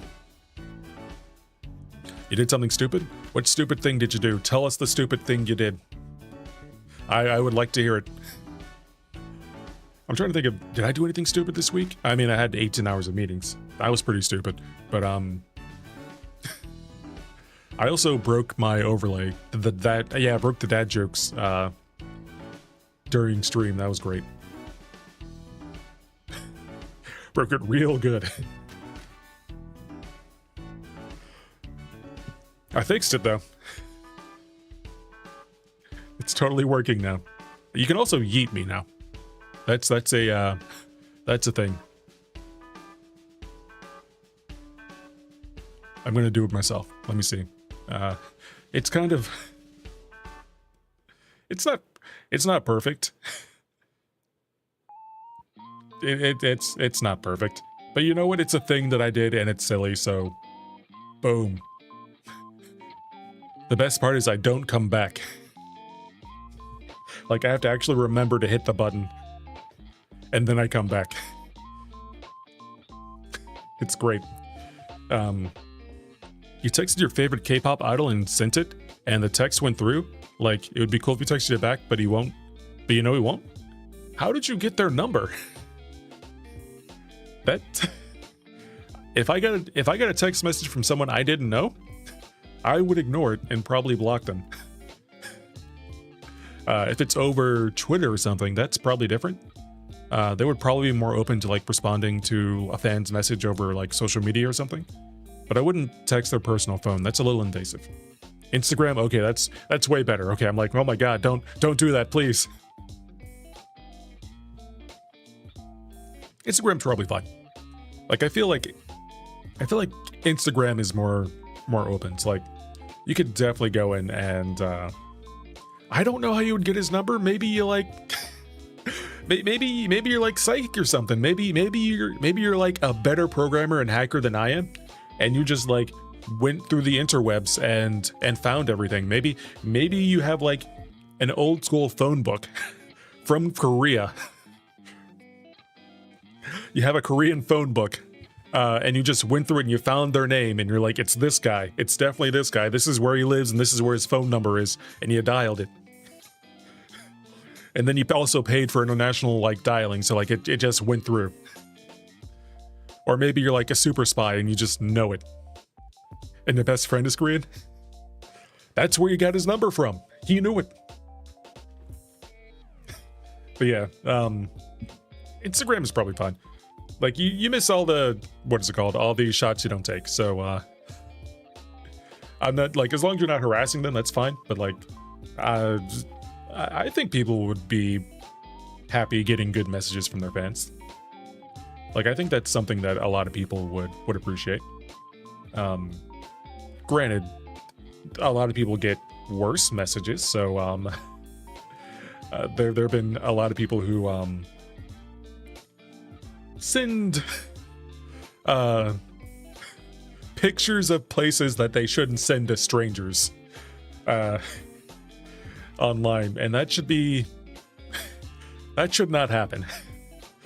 I know a lot of people who have gotten that, and it's not a fun thing. I told them to send them one back. They usually don't respond to that. Sometimes they do, and it's a whole thing. But yeah, I think, like, usually it's how they're feeling. So, like, if there is a non-zero chance that they could text you back and be like, "Sup, thank you for being a fan."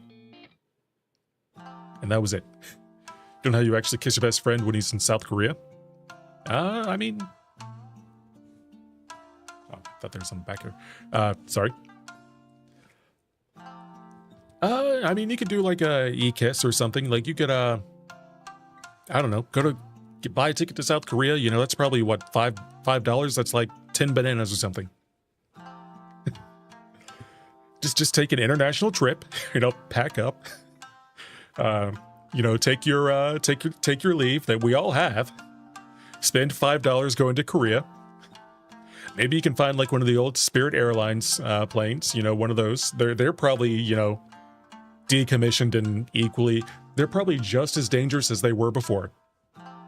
Like, if we're being completely honest, they're probably just as dangerous as they were when they were actually a company. Yeah, it's probably like a couple thousand. Well, actually, no, it's probably like 500 for economy, 600 for economy. I would probably say like 1,000 for maybe 1,300 for premium economy. First class, not so much. I would not get a first class ticket. First class is very expensive. I've gotten first class one time. I've been in first class. I didn't pay for it. I didn't buy a first class ticket. But my ticket got upgraded to first class when I was flying from Japan. And it was amazing. It was the best flight I've had in my entire life, and it makes me want to get first class more. But it's so goddamn expensive. Like, it's like $5K, and I'm just like, oh my god, no, I don't want this. I want it, but like, no.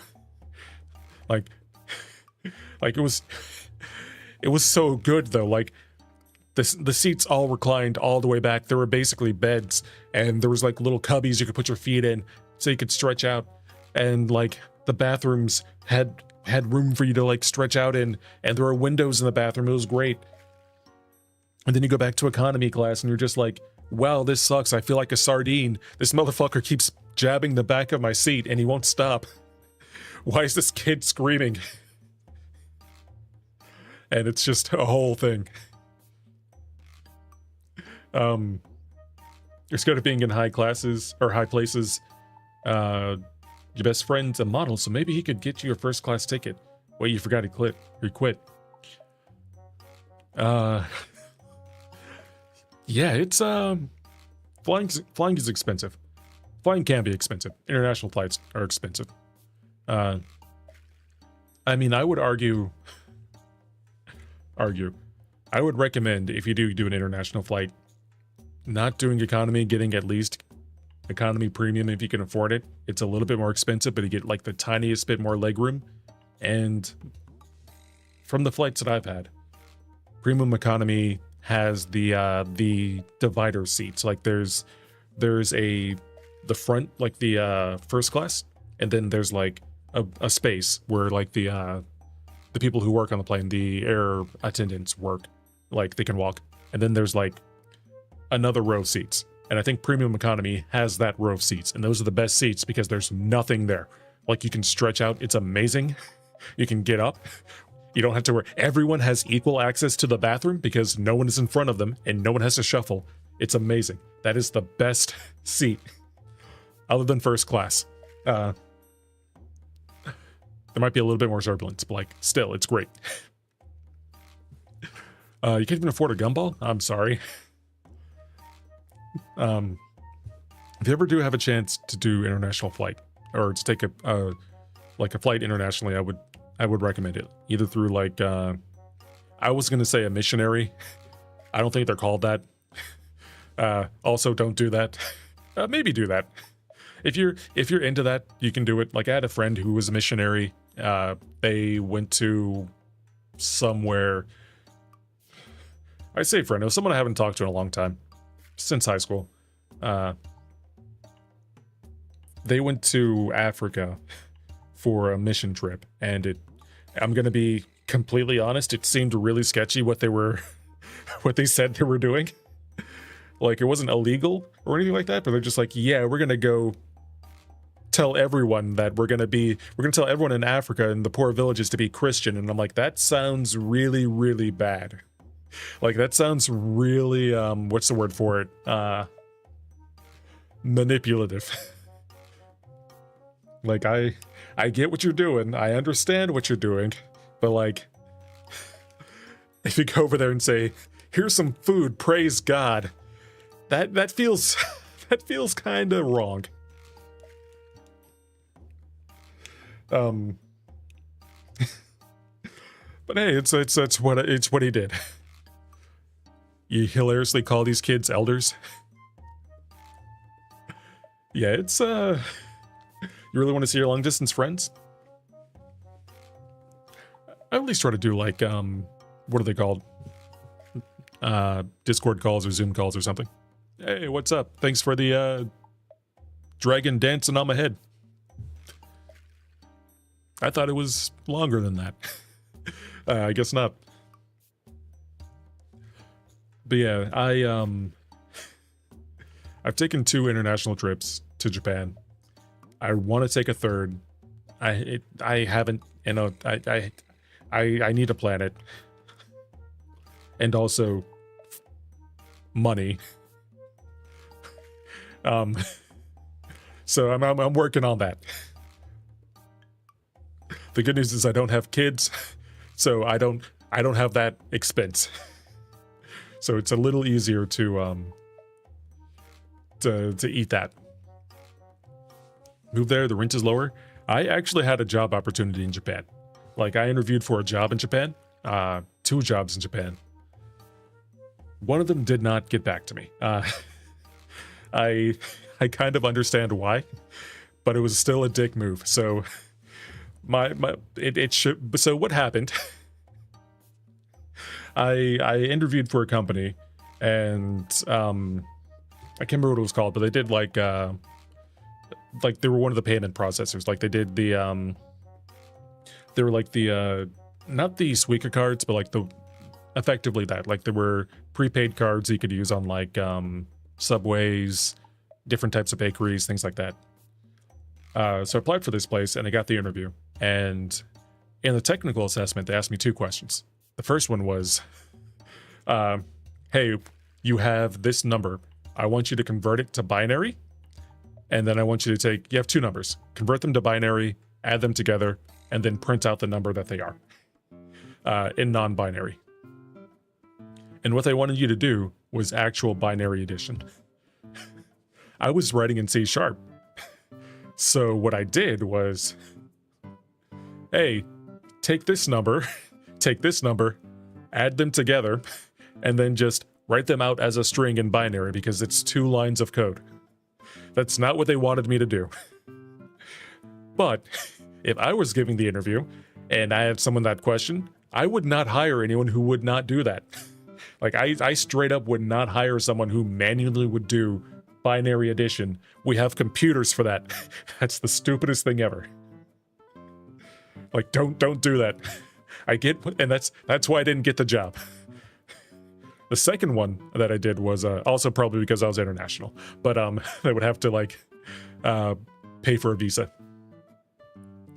The second question was something like, God, it was like you were given, you want to buy something, it costs this much, and you paid with this much money. Output how many coins that person would get. Like, run an algorithm that would output how many coins that person would get, which ones they would get from highest to lowest. So it would be like, hey, if they gave you, I don't know, if it cost 1,000 yen and you gave them 900 yen, you would give them 1,000 yen, or you would give them 500 or something. And I did that perfectly. Like, that was the harder question, and I did it flawlessly. But I showed that I couldn't follow instructions with the first one. So that's very important in Japanese business culture. Did I bug them? Yeah, I did. So if you're going to play devil's advocate, they probably have legacy systems that require you to know binary and drag them out of their mess. Maybe. I mean, I don't think anywhere would. It would be really, really hard. It would be really hard in the modern day to have something that manipulates binary, especially with currency. Like, that would be more difficult to maintain than just having like numbers. Just having numbers. Binaries are, for anyone who's watching this in the future, and also Axel and also Kiwi, binary is 0 and 1s. Everything is a 0 and a 1. It's just that representation of data. So like 1, that's a bad example. 2 is 0, 1. The fun part too is there's different ways of doing binary. So there's big Indian with an E and little Indian, which is basically forwards and backwards displays of binary, which is a thing. So yeah, anyway, I hope they don't have a binary system. They didn't hire me, so it doesn't really matter. But like, I hope they don't have one for their own sake.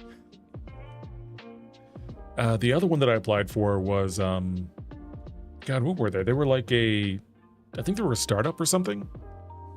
They were kind of sketchy. I was considering it because they said they would pay for my, what's it called? They paid for my visa. They would help me find a place in Tokyo. And I'm like, that sounds amazing. How much are you going to pay me? And they're like, an amount. and I looked up how much it would cost to live in Tokyo. And I'm like, oh, this amount is less than this amount. Like, I would need at least this much. Like, no, don't worry about it. Living in Tokyo is way cheaper than living in America. You get this, like, with this much money, you get this far. And I'm like, yeah, but like, if I want to live alone and not in like a shitty apartment, I would need at least this much. And they're like, we're not going to pay you that. We're not going to pay you that, gaijin. And they hung up. They didn't call me a gaijin, but like, they were thinking it. But like, I had to do all this research for like what it costs to live in Japan. And apparently, an apartment in Japan isn't the same as an apartment in America. Like, if you watch anime, which you're watching a VTuber, so maybe you do. Maybe it's a good, you know, whatever the word for it is, guess. At least they have a shitty apartments that are available. Yeah, that's the thing. Apartments are the shitty ones. When you say an apartment, it's the shitty one. It's the one where like there's one room, like it's kind of like a studio. Like it's like a studio. If you think of like the only one that really comes to mind is God, what is it? Rent a Girlfriend, where the main character of Rent a Girlfriend lives. That's an apartment. Do I recommend Rent a Girlfriend? No, I watched the first 3 episodes and I didn't like it because it was really, really painful. It was really painful. But that's an apartment. A mansion is like what a normal apartment is. They call them mansions. Those are more like broken into rooms. They're like and they're broken up by like what types of rooms they have. So like, instead of saying this is a 2-bedroom apartment, it'll be like this is a 2 LKD apartment or something like that, which is like 2 rooms, a kitchen, a living room, and a dining room. And it's a whole thing. But the cost of living there is significantly cheaper than America. But your pay is significantly lower as well. So like, I would be making, you could live in Japan off 80K. Like if you're single and you're making about 80K, the world is basically your oyster. Like you don't have to live like in Tokyo proper. You could live outside of that and you're basically set. Like you can afford a decent sized apartment, 1 bedroom, maybe like a 2 bedroom if you're like really, really lucky. If you're like in the outskirts, you don't really have to worry about travel. Like trains are relatively cheap and your job may reimburse you depending on where you work. It's also walkable. And well, if you're outside of Tokyo, maybe not as much. If you're on the countryside, not really. But bikeable, definitely bikeable.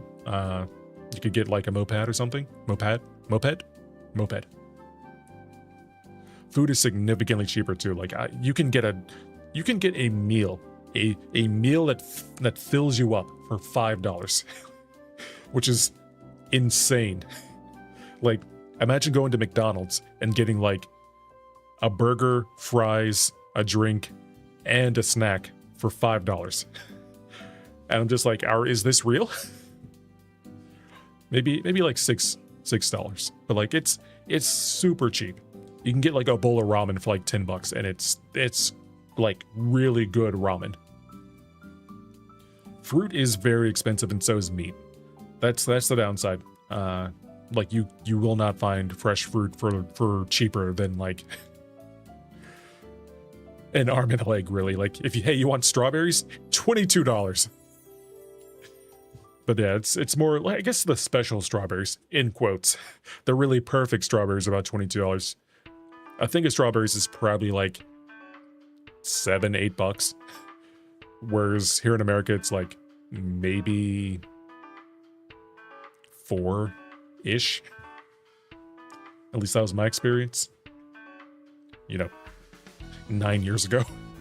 8-9 years ago. Things have definitely changed since then. Actually, I went once in 2019. I think I went again in, maybe it was 2000. Maybe it was 2020. Was it 2020? I've gone twice. Has it been 5 years? Really? Huh. Anyway, yeah, it's been a while. But, you would do really poorly there? Pork allergy? I mean, how many things did I have that had pork? I mean, there was I guess tonkatsu ramen, but they have a lot of chicken there too. So like you can get what is it, karaage?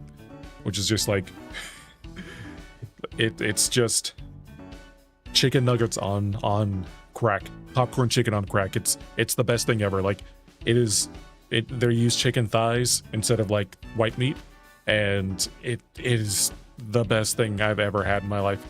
I've tried it here in the States. Like, there've been a couple places that have karaage, but it's not the same. It's not the same. Chicken katsu is good too. God, what's it called? Tonkatsu? No, tonkatsu's pork. Torikatsu? That doesn't sound right. The chicken katsu. Tori is bird, so I just let bird katsu. You could probably also do fish. Like, it's really, a lot of the fish is really good. Do they have any sort of noodle soup that's pork allergy safe? Yeah, most of the broths are not. Well, unless you're getting like a pork broth, you can get like a salt broth, which is made from I think it's either seaweed or salt, like miso based. So you can do that. I would just stay away from like pork, anything that's advertised as having pork. But you can definitely find ramen that doesn't have pork in it, and food. I don't think I had any problems with allergies. Like, they were pretty good about labeling things that had like peanut butter and you know, tree nuts and things like that in it. They were pretty good about labeling, I think, things with milk in them. They usually put milk on there, like on the label or whatever. It's like milk bread or whatever. I would be careful about buying anything that's not in English. When I went, the first time I went to a bakery, and it was everything was in Japanese. I do read Japanese, but not well. I know katakana and hiragana, so like I can say the words, but I can't. I don't retain them. So I found something that had some kanji on it, and it looked good. It looked kind of like a donut, like a puffed donut, like a Boston cream donut or whatever. So I bought it. I really wasn't paying attention, and I took a bite. It was a curry ball. It was curry, curry bread, and I could not tolerate that. Like, I was expecting sweet, and I got curry, and I just sort of like gagged, and I'm like, I didn't know, I can't do this. And it wasn't bad, like, it didn't taste bad, but I just couldn't, like, I couldn't write it. So like, I just couldn't do it because I was expecting donut. And then like the sprinkles are on the top were actually bonito flakes, and I don't know how I picked it up with my hands, bought it, and then ate it without seeing any of that stuff. But that was the biggest thing. It was just, oh my god, I had this curry bread instead of like chocolate eclair or whatever I was expecting. Maybe not chocolate because it didn't look chocolate, but like something sweet. But yeah, also the bakeries are amazing. Like, there's so many bakeries and they smell fantastic, and they make the bread fresh, and it just tastes amazing. Like, I remember going to the subway stations and just the smell of bread being at the entrances, and I'm just like, yep, I need some of this. I'm gonna grab some of this. This is gonna be my breakfast and or lunch. Normal bread though is hard to come by. So are like American things. Cereal. You can't really find cereal. And like normal bread, like that puffy bread. They don't have like Wonder Bread, or I don't really have Wonder Bread, like that kind of bread, like the sliced bread that you use for sandwiches. Like sandwiches aren't really the same thing. Like, it's unless you want like half an inch of bread. Like one slice of bread is like half an inch, like Texas toast sized. And it was so weird because my friends and I bought like a bag of bread because we wanted peanut butter. We found peanut butter somewhere and we're like, we want this. And it was just like sweet dessert bread, and we're like, we have to do this. We bought it. It was a whole thing. But yeah, like, I recommend going if you ever have a chance. It's fun. You don't have to go to touristy places. and I actually recommend spending more time away from the touristy places than in them. Like, it was a very good sandwich, but like, it's not like the same as home. Like we did the Kyoto, Tokyo, Osaka like triangle, but I also recommend like branching out. So like maybe finding a smaller place to spend like a day trip at. I also went to Hiroshima. That was something. Like they have a museum there where they have the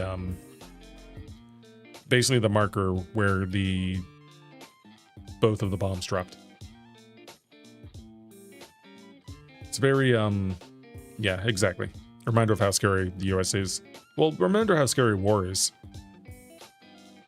It was sobering, is maybe not sobering, but like it was thought-provoking. It was heavy. Nukes should not exist. We should not use. I'm glad we don't use those. Like as a people. Well, I guess we have like unfortunately, we do have bombs that are stronger than nukes now.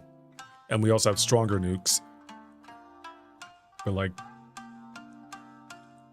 hashtag war sucks. Let's spend hugs, not wars. Let's get rid of all these drones and shit. I don't know. But yeah.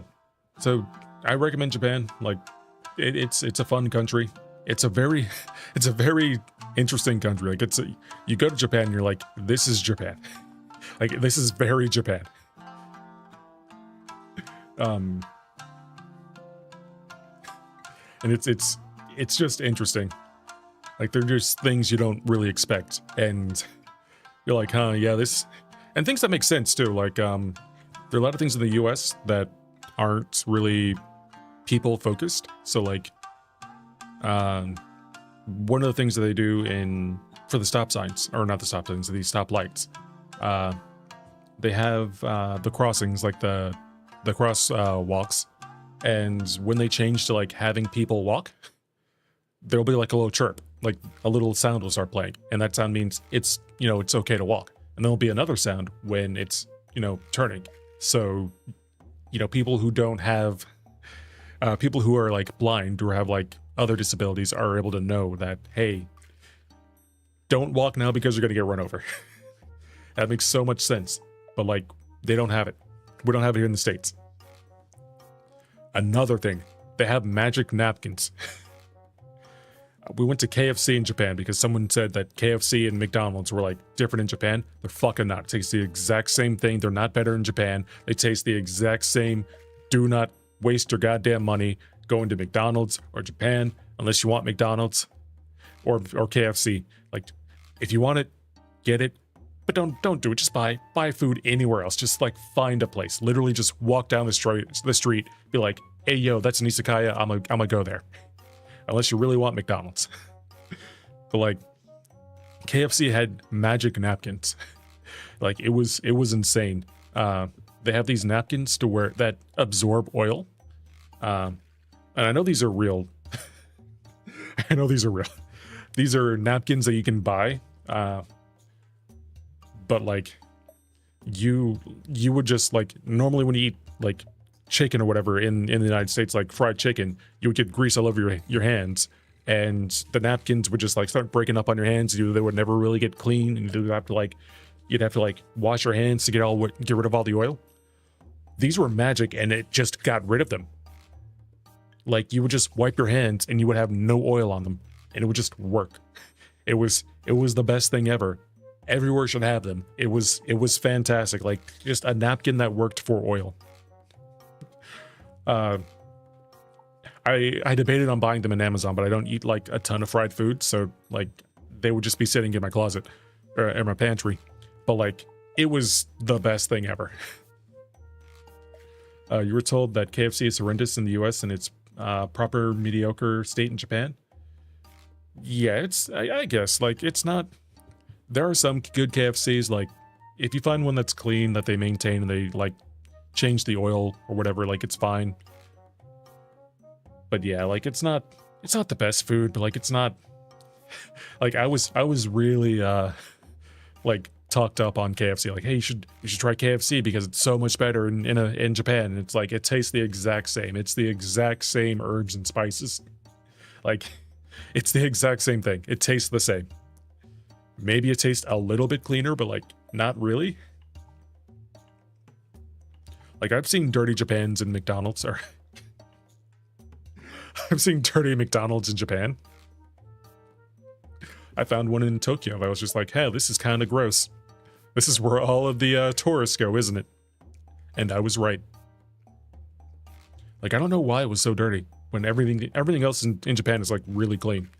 Well, for the most part. Like, some of the park bathrooms are... Don't go to the park bathrooms. Just go anywhere else. But other places, like, were really clean, and they had bidets everywhere. It was fantastic. Like, that was just standard on every bathroom. And it was the best thing ever. Like, I had never used a bidet before that. Now I own a bidet. And I'm just like, this is the best thing ever. I don't have to keep wiping for 30 minutes. I can just use water. It's great. The murder rate is low. Remember finding out that Japan has less murders than most American cities? I mean, yeah, it's most American. We have a lot of guns. We have a lot of guns and crazy people. You didn't say per capita? But yeah, it's Japan doesn't really have. I felt really safe when I was in Japan. Like, I felt very safe. Like, I could walk around and not be accosted. Part of that is because I'm a tall American man. But other than that, it seemed pretty safe. There are, like, some issues, like there's chikans, which are ropers. That's a problem. Assholes who will just shoulder check women is a problem. I didn't get, shoulder checked because I'm a big Japanese. I'm a big American man. But I did see, like, one or two women, one woman. I'm not gonna, like, over exaggerate. I saw it happened to one woman. I'm like, yo, that's not cool. Help her up, just make sure she's okay, and then, not make a big scene because I can get deported. But yeah, other than that, it's fairly safe. They do have they also have mental health issues. Like, mental health is very much ostracized is the wrong word, but, like, it is not great because they work you to death, and also it's not really taken seriously. So, like, people do have breakdowns and things like that.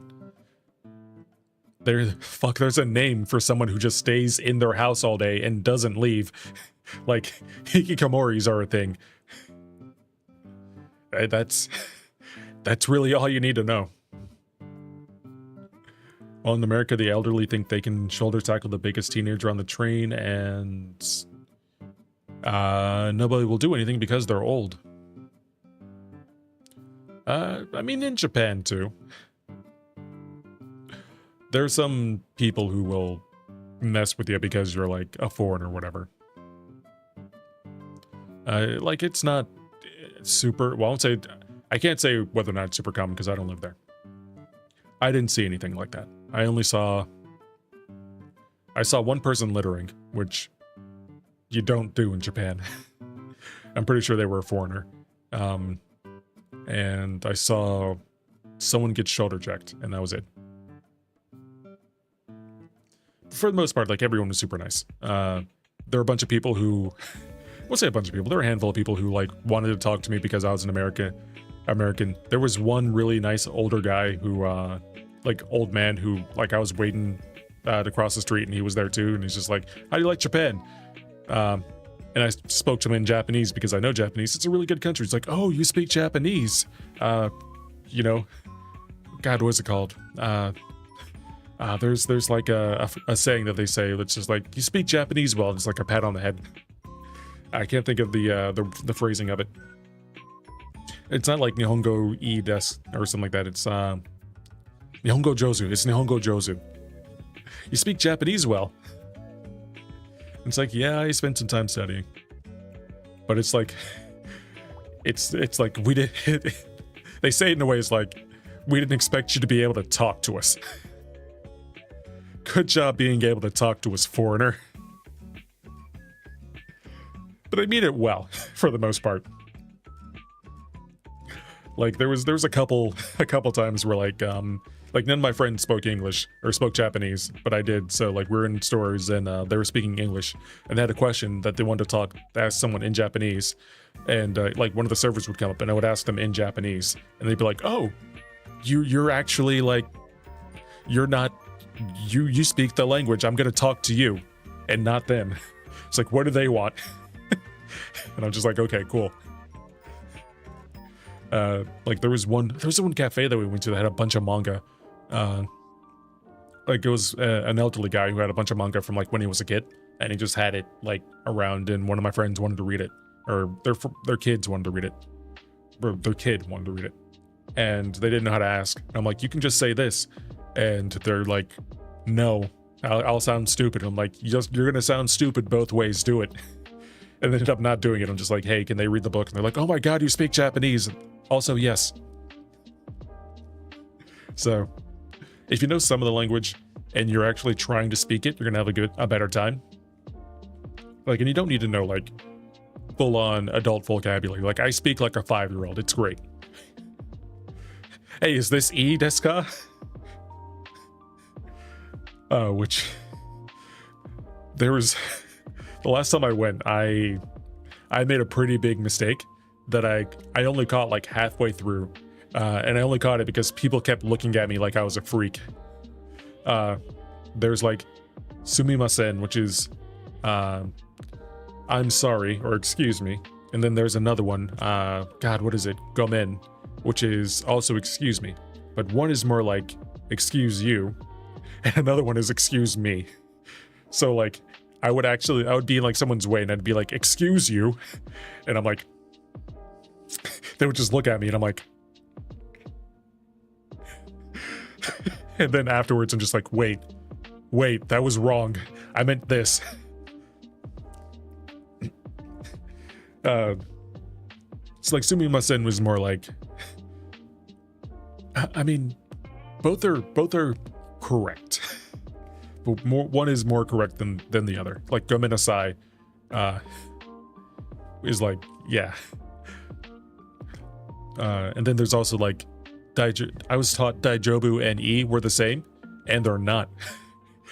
E, like I is good. Daijobu is okay. But daijobu is used more for like, you know, I'm all right. This is okay to do. E is more like good. Like, but not like good, not like eating good. It's like, this is good. It's okay to do this. But like, you see how confusing it is for someone trying to explain it in English. Like, is it okay if I do this? Is blah blah blah wa ii desu ka? But like, is it okay to use my card? Is card wa daijoubu desu ka? And I kept saying, "Cardo wa ii desu ka? Is this a good card?" Instead of, "Is it okay to use my card?" But I would say it fucking everywhere, and it's just, people would be like, "Yes, card wa daijoubu desu," and I never picked it up until like 2/3 through the trip, and I'm like, "Oh, daijoubu is the right word there, not e." Cardo wa ii desu ka? Yeah, it's a good card. I've seen better. People usually prefer Suica, but like, you know, Amex is fine. It's like, no, is it Daijobu? It's not at least as bad as the Spanish traps. My thing with Spanish, and I guess my thing with Spanish is there are like feminine and masculine words. They're also, I mean, they're also the same in Japanese. Like there's feminine ways of saying, you know, me, I, whatever. Then there's like masculine ways of saying I. You know, the watashis, the bokus, the ores. In Spanish, you have like words that end in O are all masculine. Words that end in A are all feminine for the most part. Why? Why is this a man and this a woman? Don't worry about it, it just is. Okay. El baño. Why is the toilet a man? It just is. There's no El baña. La biblioteca. Biblioteca is a woman. I guess it's la biblioteca, not el biblioteca. Why is the library a woman? It just is. Yeah, it's a fun language. The real bad ones are the false cognates. It's always fun when there are rules in when there are rules in a language that aren't explicit. Like in English. Did you know there's an order to adjectives? But it's not taught anywhere. It's just implicit. Have you ever wondered why Clifford is a big red dog and not a red big dog? Have you ever thought of that? It's something that one of my coworkers told me one day, and I'm like, I hate you for this. I fucking hate you for this. Why would you tell me this? Why would you tell me that there's an order to adjectives? And now I'm thinking about it because, yeah, there totally is an order to adjectives because you don't say a red big dog, you say a big red dog. And it's like that for a lot of different things. Cognates are words that cross over. So would that be like el biblioteco or something? Why did I say biblioteco? Actually, I guess that'd be a biblioteco. That would be weird. That felt weird to say. La biblioteco. Ew.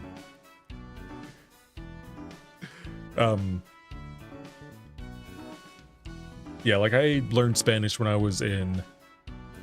The words that are the same but do have very different meanings. Oh, so like homonyms. So like, there. I'm not gonna elaborate. That there. You know, the there that I mean. The one that you spell. There. Not over there, you know, there. But not there. I mean like over there. If you apologize for embarrassing their daughter, but you actually apologize for impregnating her. Well, that's huh. That is a, you would think they'd have different words for that. Pregunta, yeah. Huh. Yep, that is pregnant and also, excuse me, I'm sorry. Embarazar? Not pregunta? What is pregunta then? Pregunta is...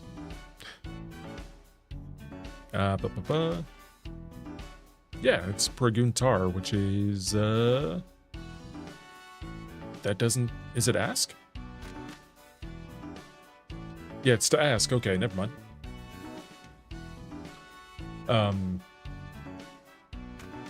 Embrasar is impregante. But it sounds like it would be embarrass. Ah. Yeah, I learned Spanish when I was in high school.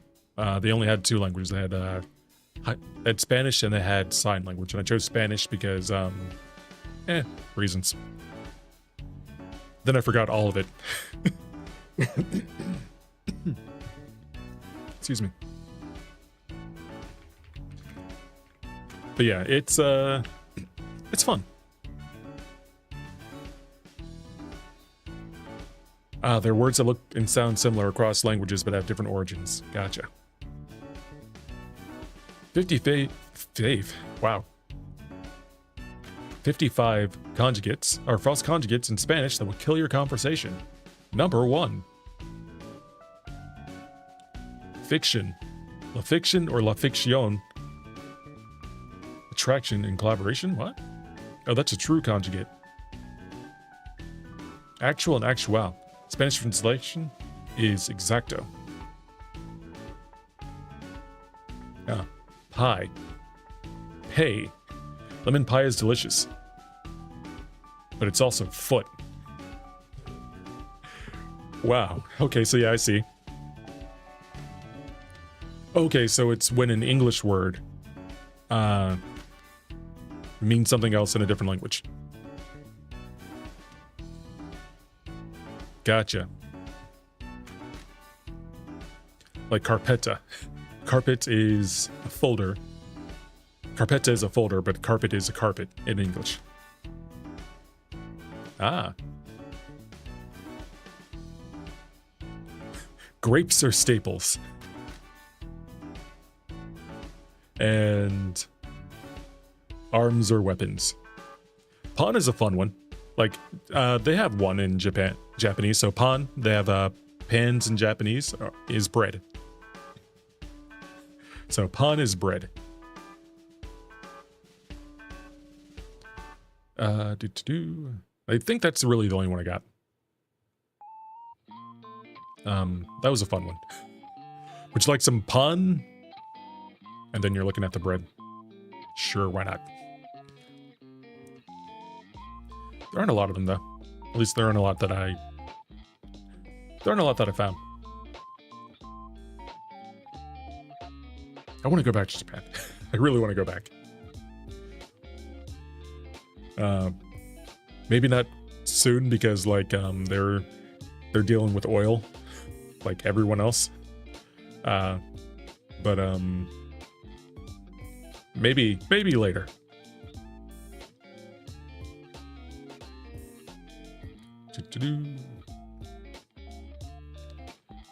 I've been yapping for 2 hours. Dang. This like I said earlier, this is the first time I've done a dedicated just talking stream. It is different because like after a certain point you just kind of run out of things to say and you're like kind of, this is a terrible idea. They have two-handed swords that are light enough to dual wield. Huh. I mean, I guess if you're strong enough, any sword is strong enough to dual wield. You could be like Ichigo, and you could have like the giant Buster sword.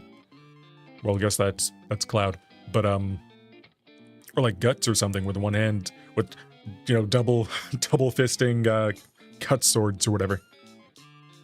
Break your wrists. And I guess how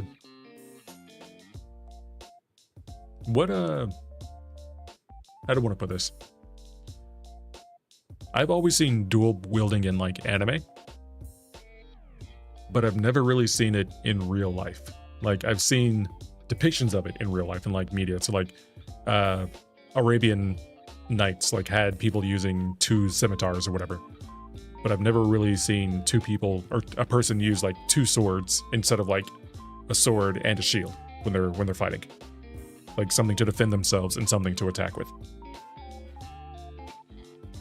I feel like in battle, that wouldn't be as effective as having, a sword and shield. This is more the standard katana being the lightest sword that is two-handed. Ah. I wonder if anyone actually dual-wielded katanas. Like I know there's smaller ones. I can't remember what the name of the sword is. But there are smaller katanas they can use for wazuki, washab. I am butchering the names. Washizaki? I think it's, yes, there we go. Wakizashi. I was close. I'm like, I know the name of it. It's like there's that's like a I think that's actually the sword used for the thing where you're like you got yourself. But it is a small katana. Yeah, it's a backup sword, but it's also used as. Oh no, it's just that. Okay, cool. And they wore it with a daisho. Only samurai could wear the daisho. Ah, the pair of swords were called the daisho. The big little. Yep, it is used for seppuku. There we go.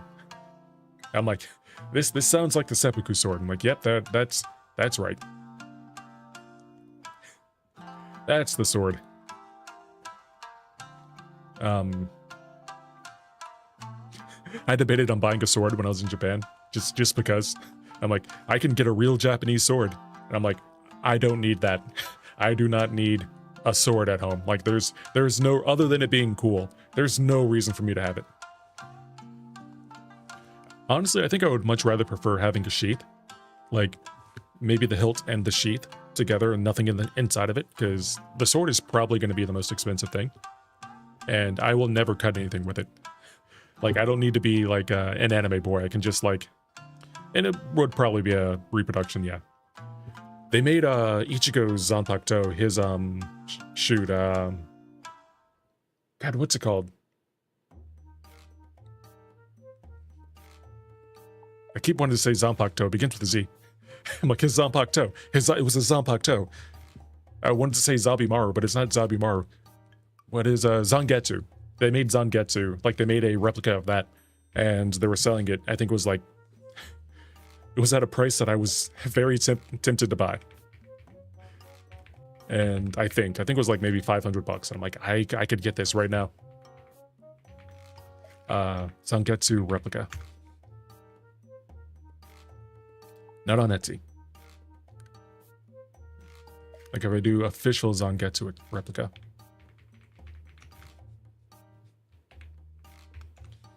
Not on Etsy. Premium Bandai. That's a common writer. That is not a. Okay, his name is Zangetsu too. I see where the confusion happened. I would share my screen, but like I do not trust myself not to show something that that would dox me. I could get a different browser and just have that, you know, be for anime stuff. Like I could use I don't know, Edge for anime stuff. But that's too much work. I don't see it anywhere, but I remember it being, the ones that I see here are like $100, which is an easier ask. But I remember there being like an official one, and it was like really, really cool. And I'm like, I want that, but I didn't buy it because where would I put it? I like, if my friends come over and they see my katana, I don't want to be the guy who comes up, who has friends come over and be like, hey, you want to check out my katana? Zangetsu is, yeah, he's the sword spirit, but like it's the name of the sword. Well, I mean, yes, it's the name of the sword spirit. It's still a Zanpakuto. But like that style of Zanpakuto, there's it was his Bankai. Speaking of Bleach, I still haven't watched the last season of Bleach. Well, I guess the final season of Bleach. The final season of Bleach, part 3 or 4, whatever it is. The part that's airing now. I canceled my Hulu because I never watched it. But like, it's the only place that has it. I've already read it. Like, I've read all of Bleach. He's the everything guy. He's the Bleach. He's the hollow human spirit god, you know, devil guy being.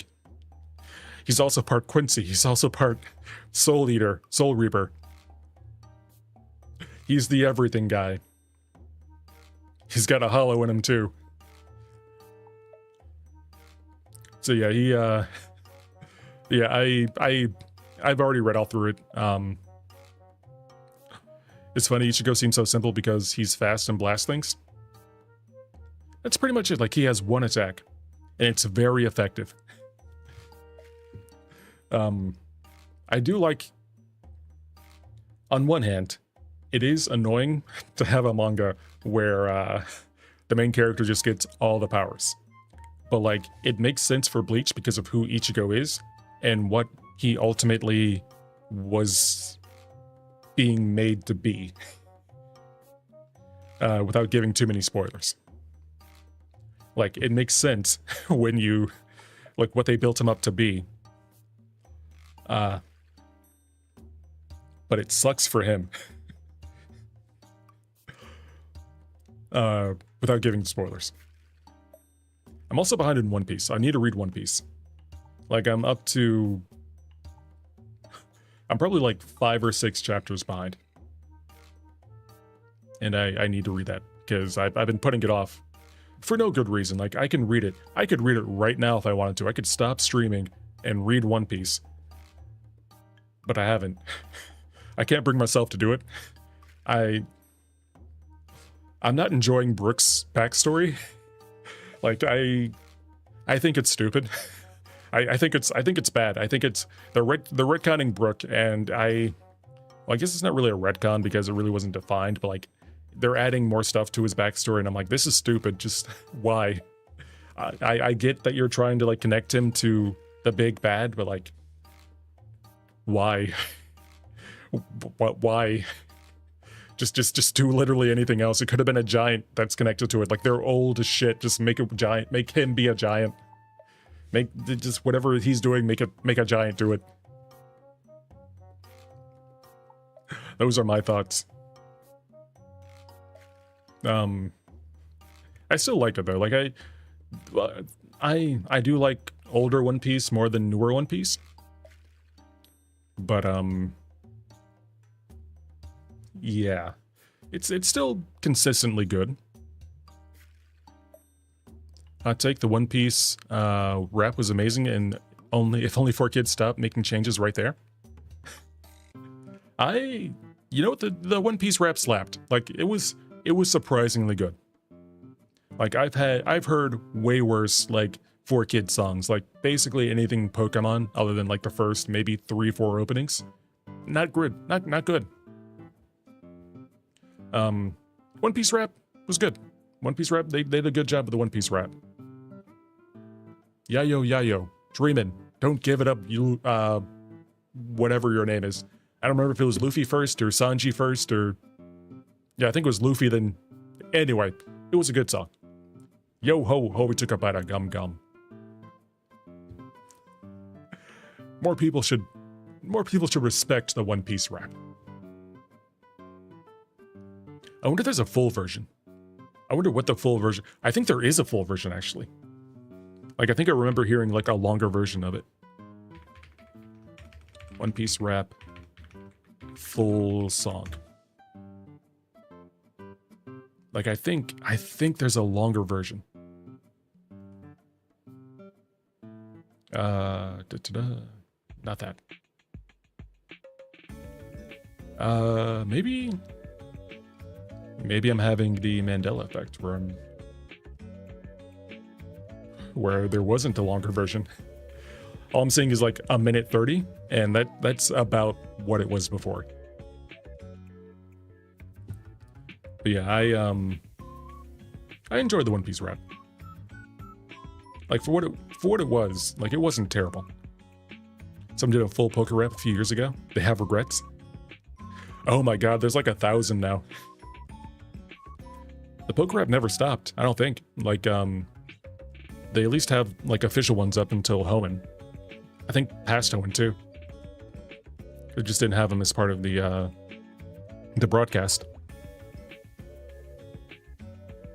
They need more things like that.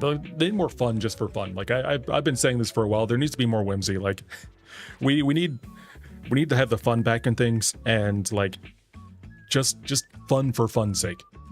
Like, we don't need to have, maybe we don't have another 3 ads. Maybe we have the poker rap. Like, maybe we have the full poker rap. Maybe we don't have, you know, sponsored content. We have Saturday morning cartoons again. You know, cartoons. Maybe we don't have fucking 12 hours of Teen Titans Go a day. Maybe we have 1 hour of Teen Titans Go and then 1 hour of other things. 11 hours of other things. Oh my god. I remember there was a time when there was an entire day. No, it wasn't an entire day. It was like a week of Teen Titans Go. They played every episode of Teen Titans Go for like a week, and it was the worst thing. I hated it. I also remember Cartoon Network when Cartoon Network got a new owner. Yeah, the first time in my lifetime where they swapped owners, they wanted to start adding like real cartoons, so they got Andrew WK to make a song after doing the Aqua Teen Hunger Force song. And they tried to like pitch Cartoon Network being more than just cartoons, and no one liked it because Cartoon Network was Cartoon Network and only played cartoons, and that's what it's supposed to be forever. But also the cartoon was really, really shitty. Like, it was really bad. Like, I remember it was about, I can't remember what it was called, but it was about a kid who had cartoon, real life, like cartoons around him. Like, there was a real kid, and then there was like animated cartoon things around him. But he lived in the real world, and like, I can't remember if only he could see the cartoons or if everyone could see the cartoons, but it happened, and it was terrible. It was not good. It was very, yeah, kind of like Who Framed Roger. Yeah, exactly. Who Framed Roger Rabbit. If they did that, I would be totally for it. Like, Who Framed Roger Rabbit was amazing. Is amazing. But yeah, this was just really, really bad. Like the Looney Tunes movie level of bad. With what's his face in it. I think what happened was the kid had like a head injury or something, and he started seeing cartoons. But they were like cartoons that could interact with reality or whatever. It was strange. Very, very strange. I think they tried one other one too. Like, they tried like a hip show or something. I can't remember what it was called, but like, it was one of those ones where like some YouTuber got a TV show and they're just like, hey, this is my TV show now, and I'm gonna do the thing that I do on YouTube, but like bigger. And it was not entertaining at all. It was just like, I like, if you were maybe like 10, it would be entertaining, but like, nah. Pretty much, yeah. Old Cartoon Network was great. Toonami was amazing.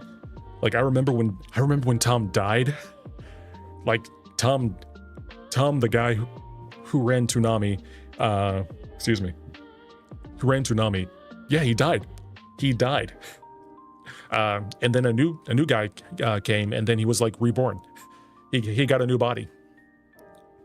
It was a whole thing. Like, he was I think the ship was like malfunctioning or like exploding or something. It's been like decades, but like something bad was happening to the ship, and there was like this whole like arc that was happening of basically Tom trying to save it. I think it was like an infection or like a alien attack or something. Like, I can't remember exactly what it was, but it was like really dark for a kid's TV show, and Tom just fucking died. And it was a lot. I can't remember when this was, but like, and then they brought up a new guy, and then eventually they brought Tom back. Let me see, I'm gonna Google this. Toonami, Tom dies. Yeah, Tom is dead. There we go.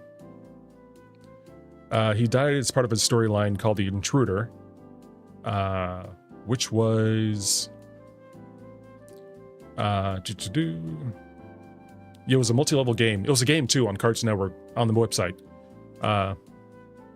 And I can't remember if he came back or if like another one came back. I'm on the wiki. Oh, this is back when Flash games were still a thing. I miss Flash games. Like, we need to bring back Flash games. Actually, no, we don't, because Flash was horribly, insecure. But we need more HTML5 games. Godot games. Godot games. I'm gonna make some Godot games. Kids TV is not so light as people think. Part of its job is to get kids ready for things to happen. So we should be showing our kids Animal Farm, the movie, often. I agree with that. Cartoons should be a way of introducing the kids to the world. But a lot of cartoons are being sanitized now because it's easier. It's like, hey, why would you have a cartoon that teaches like a child about like, you know, being accepted or growing up and dealing with, you know, random stuff when you can at least instead be sanitized, you know, good for advertisers or whatever. That's why things like Steven Universe get canceled and things like Teen Titans Go and SpongeBob get forever episodes. SpongeBob will never stop. Teen Titans Go will never stop. And what's the message for there? Be zany and cartoony, and that's it. Kids don't need to think, they just need to watch. I do miss old cartoons. There's one that I've been looking for that I think is lost media called Secret Sundays. And I was only able to watch like a handful of episodes. And it was fantastic what I saw. And it went off the air when basically when I stopped watching TV for a while. I think I was off to college or something. And I haven't been able to find any DVDs of it. I haven't been able to find, like, I could probably find a torrent or something, or something that's, I could probably find something that fell off the back of a truck, I mean. Like, I can't find anything for it other than, like, the wiki. Like, there's a bunch of stuff like that. I wanted to find Infinity Train before it, you know, went off air, but I can't find that. Fraggle Rock. Yeah, that could be fun.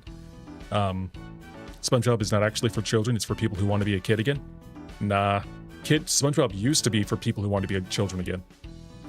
Like, the original SpongeBob was made by a marine biologist, so there were a lot of, like, really nerdy jokes baked in that kids wouldn't get. There are certain bits that characters would do that tied into, like, them as animals. I can't think of any off the top of my head, but there were, like, several that I remember looking up. Nowadays, SpongeBob is just, like, I'm gonna call it a laugh factory, even though it's not funny. Like, it's, like, really, really, really, really stupid humor. Like, SpongeBob is not intelligent. Like, OG SpongeBob, like the first couple seasons of SpongeBob had a job. He was a working adult. Like, he was a doofus, but he was like an adult doofus. Patrick was an idiot, but like he was an adult.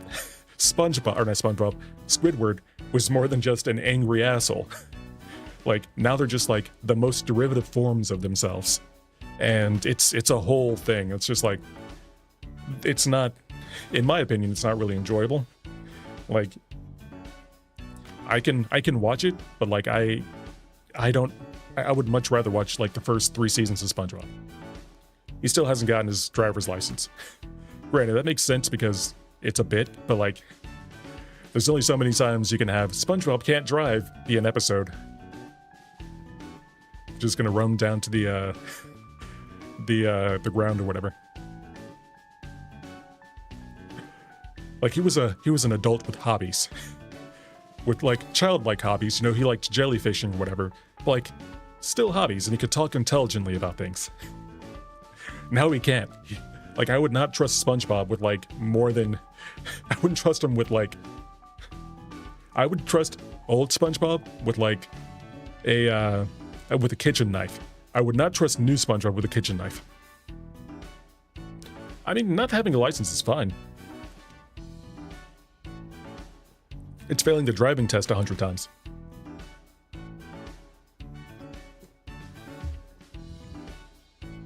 Ooh. But yeah, it's not like, if you like it, I'm not judging it. Like, it's not for me. This is a judge-free zone. I think I failed the written portion once when I was 16. and then I redid it and passed. And then I never had to take it again. It's great. Which is kind of horrifying. I haven't had to take my driving test again since I got it at 16. How do they know I still know how to drive? My grandma hasn't taken her driving... Jesus Christ, my grandma hasn't taken her driving test. Cars are scary. Cars are scary. Wasn't offending SpongeBob for children? I think, yeah, like, my dad watches SpongeBob. I think it's... I think it's something to put on and not think about. But, like, it like... There are certain shows that are like junk food that are terrible, but like they're good. So like Looney Tunes. Looney Tunes is fantastic. Like old school Looney Tunes, that's junk food. Like there's no, it's all brain rot. Like I want to see, rabbit season, duck season. That's what I want to see. There's no like educational value to it. It's just fun. Other shows, not so much. Like it's brain rot, and it's just like not good brain rot. So like at least Looney Tunes told jokes, like well-written jokes that were funny and are still funny. Like I could go back and watch basically any level of any episode of Looney Tunes, and I will laugh like a child. It's amazing. Well, most episodes, like Bugs Bunny episodes. Except the older ones, like where I don't want not the pre-World War II ones, not those ones. The post-racism Looney Tunes is funny because there were some touchy episodes back then, and even afterwards there were some iffy episodes. Hateful Eight have not aged well. There was one where like, I think either Daffy or Porky were pretending to be Asian, and it was just the stereotype. And blackface was a thing. Blackface was a thing. But yeah, there's a lot of things where, like, I go back and I watch older TV shows, and I'm like, wow, this was a different time. People actually, like, put care into things. And then, like, I watch the newer stuff, and I'm like, wow, this is just, like... output for money. This is just something that someone's doing because they're told to do it. Like there's really no passion in it. It's just being done. To Black Fud's cred, he actually hunted successfully. It's like, is it racist if it worked? Arguably, yes. Even more so. But yeah, it's I don't know, like on one hand, I don't want to be like, you know, kids can't have things like there's tons of like really cool shows that I've seen on Cartoon Network and on some on Nickelodeon that were kid shows that actually were really, really good. Like some that were really good for me, or like that I thought were really good. Like the Disney had the Owl House. I watched the Owl House. It was fantastic. Steven Universe was fantastic for a kid show. Craig of the Creek was really good. There was Clarence. Clarence was really good. I really liked Clarence. My dad watches The Loud House. I watch Loud House sometimes. That was fun. Tiny Toons and Animaniacs was somehow basically the same show and it was great. That whole like genre of stuff was fantastic. Looney Tunes, Freakazoid, that whole bit, Pinky and the Brain. I can't think of his name. The guy who made all of them, but like he was great. It was the same type of humor, and it was fantastic. I'm trying to think of another one thing that how do I want to put this? I think shows were a little more clever back when I was a kid, and I'm not sure if it's because everything's been done already, or think people just aren't like trying to be clever. So like I remember shows like Chalk Zone where there was a kid who had magic chalk, and he would like go into like the chalk universe and draw things and they would become real things. And I remember shows like I'm spacing on other ones. But like I don't really see, granted, I don't watch a bunch of TV now. I don't really see a bunch of stuff like that. Like it's I guess Owl House is the closest thing I've, maybe Steven Universe, were the closest things to something that's, you know, creative, that has like a whole narrative and it has like something unique about it. But like, that's not SpongeBob. That's not Teen Titans Go. That's not, oh, Gumball. Gumball is really good too.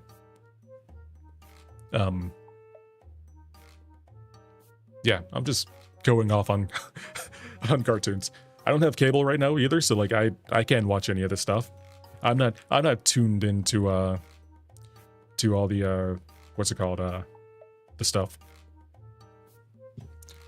Teen Titans was really good. Like the original, the OG Teen Titans was good. I was one of the people who was just pissed when Teen Titans Go came out because Teen Titans was canceled. Like they never finished. They had like an ending episode, I think, but they never actually told the entire story. They had to like rush an ending. And then like, hey, we're bringing Teen Titans back, and it was Teen Titans Go, and I'm like, fuck this, no one wants this. God, what was the other one? God damn it. Avatar: The Last Airbender. Avatar is good too. Reboot? I never watched Reboot. I've heard good things about it. The closest thing to Reboot I've watched was Code Lyoko. And I only watched like half of that. It was okay. Yeah, exactly. Certain shows could only exist when they existed. Like it was a time where like people didn't know how the internet worked. It was all new. And we can make a show where people like surf the web or whatever. Avatar is great. I still haven't watched the new movie for like a week. It was they had the entire movie on Twitter. Like someone had uploaded the entirety of the movie, and I didn't grab it, and I'm kicking myself for it because I don't want to pay for Paramount Plus. Like I do not want to pay for that, but I want to watch the movie. No matter how bullshit the shields are. Are they though? Excuse me. Excuse me. Sorry, I'm burping. I don't remember shields in Avatar. Maybe I'm thinking of, are you talking about the Airbender or the Blue Guys? I've only watched the first Blue Guys movie. I tried watching the second one and it was very, very long. And I'm like, this isn't for me. I don't really care about any of this. I'm sorry. The shields, what shields were in Avatar? Like, I'm trying to think. The only thing I could really think of that was BS in Avatar was I didn't understand why firebending wasn't as good as it could be, because they're generating fire, so they're generating heat. So that means firebending can also be ice bending. But fire can also be used for like tornadoes are hot air and cold air. So if they can control heat, they can also control tornadoes. So like, but also like lava is fire and earth. So like firebenders should be able to bend all the elements. They should be the best. But they aren't. Airbender, this pulls off fire and makes the rock coming out of, not kill me. I see, so like having different types of bending cancel out other bendings. I guess that makes sense. Like that would mean that they were firing off like hurricane force winds to stop a rock or whatever. But they had to make it even somehow. Firebenders can't be OP. One type of bending should not, it's not that. One type of bending should not stop another. I feel like it, so the bending was also spiritual. So like it was spirit stuff and also physical, like the manifestations of the elements.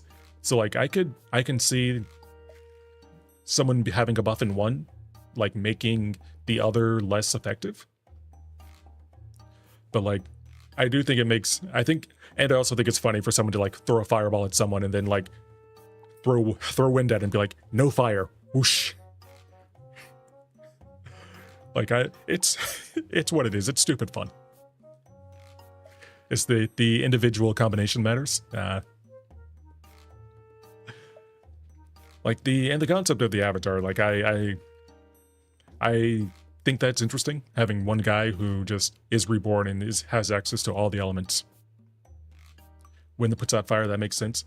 Wind puts out fire. Water puts out fire. Rock puts out fire. Earth puts out air. Earth puts out water. Water puts out earth. I guess it just depends. Like if it's a wit and how dense things are. Like I think it's density. Fire defense made no sense. Like I think it's more of a density and a force type thing. Like it's more of a comet than a, I don't know, comet than a flame or whatever. Like it's velocity. Like a Kamehameha. I come from Dragon Ball Z, so like everything is a Kamehameha. It's a fire Kamehameha. It's a water Kamehameha. It's a dirt Kamehameha. Everything is a Kamehameha wave. That's how that worked in my head. Everything is a Kamehameha wave, and everything just works. Ooh. How long have I been going for? I think it's been about 3 hours. There we go. We did it. Mushi did a just talking stream for 3 hours. Waterbenders are also absurdly not as dangerous as they should be. I bought a Avatar: The Last Airbender TTRPG book. And you can like roll up airbenders and waterbenders and things like that. And I want to play with some of my friends. I haven't done it yet. I haven't read the book, but like I had an idea for a adventure path that they could do. It was the stupidest thing ever, but I'm like, this should exist in Avatar, and it's stupid that it doesn't. Humans pulling water out and water make them bleed and be so easy. That's that too. Like, if someone was bleeding, well, bloodbending is rare. So like it took more. I think it was because. I'm not even gonna guess. But bloodbending was rare and it took more effort. Like they had to be a full moon to like bloodbend, unless you were like Katara. Unless you were really, really good. Bloodbending was hard. Piss bending should be easy. I had this idea for a one-shot where there's a village that they went to, that the player characters went to, where everyone was wearing diapers because once a month the spirits would play pranks on people and make them pee. But it ended up not being the spirits; it was a piss bender doing it, and the players had to figure out who was the piss bender. And it was hilarious. I spent so much time writing it. It was the stupidest thing ever. We never ended up playing it, but I told him about it and just like, yeah, you should have like rolled that out. You should have made that a thing. And I'm like, it takes work though. The bloodbending was full domination of a body. Well, no, it was that. Well, yeah, it was that too. But I guess if they're because they're bending the blood inside of the body, so if someone had like a cut, they could probably also bend it out of the body. It sure was the water version of Toph. They had someone who was waterbending, I think in Korra. She didn't have arms, so like she waterbent limbs, and that was interesting. I mean, that's one way of doing it, yeah. It would suck though, like being a waterbender and not an earthbender or something. Because now everything's wet. I mean, the piss bender was the waterbending? Oh yeah, exactly. I think it was like the mayor or something, or like the mayor's assistant, and it was just like, it was just weird. It was like, this is something I learned I can do, and I just like doing it. I'm just doing it because it's funny. Like, would find the, they would be able to, like, the player characters would find the spirits, and they would ask the spirits, hey, why are you guys doing this? Like, we're not doing anything. Like, we think it's funny, it's happening, but, like, this isn't us. There's some human doing it. But it could, like, I didn't really think of, like, how to, like, tie it up. Because, like, does he go to jail? Like, does he go to prison for doing this? I would think so. But, like, they can't really stop him in prison. Like, how do they stop his bending? They can't not feed him water. Politicians doing unwanted things in other people's pants is too realistic. Yeah, it's social commentary, you know. It has multiple levels.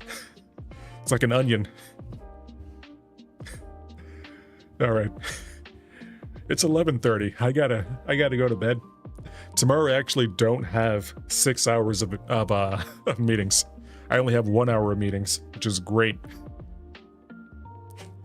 It was good talking with you. Thanks for hanging out. Take a good one. Peace. Or take a good one. Have a good one.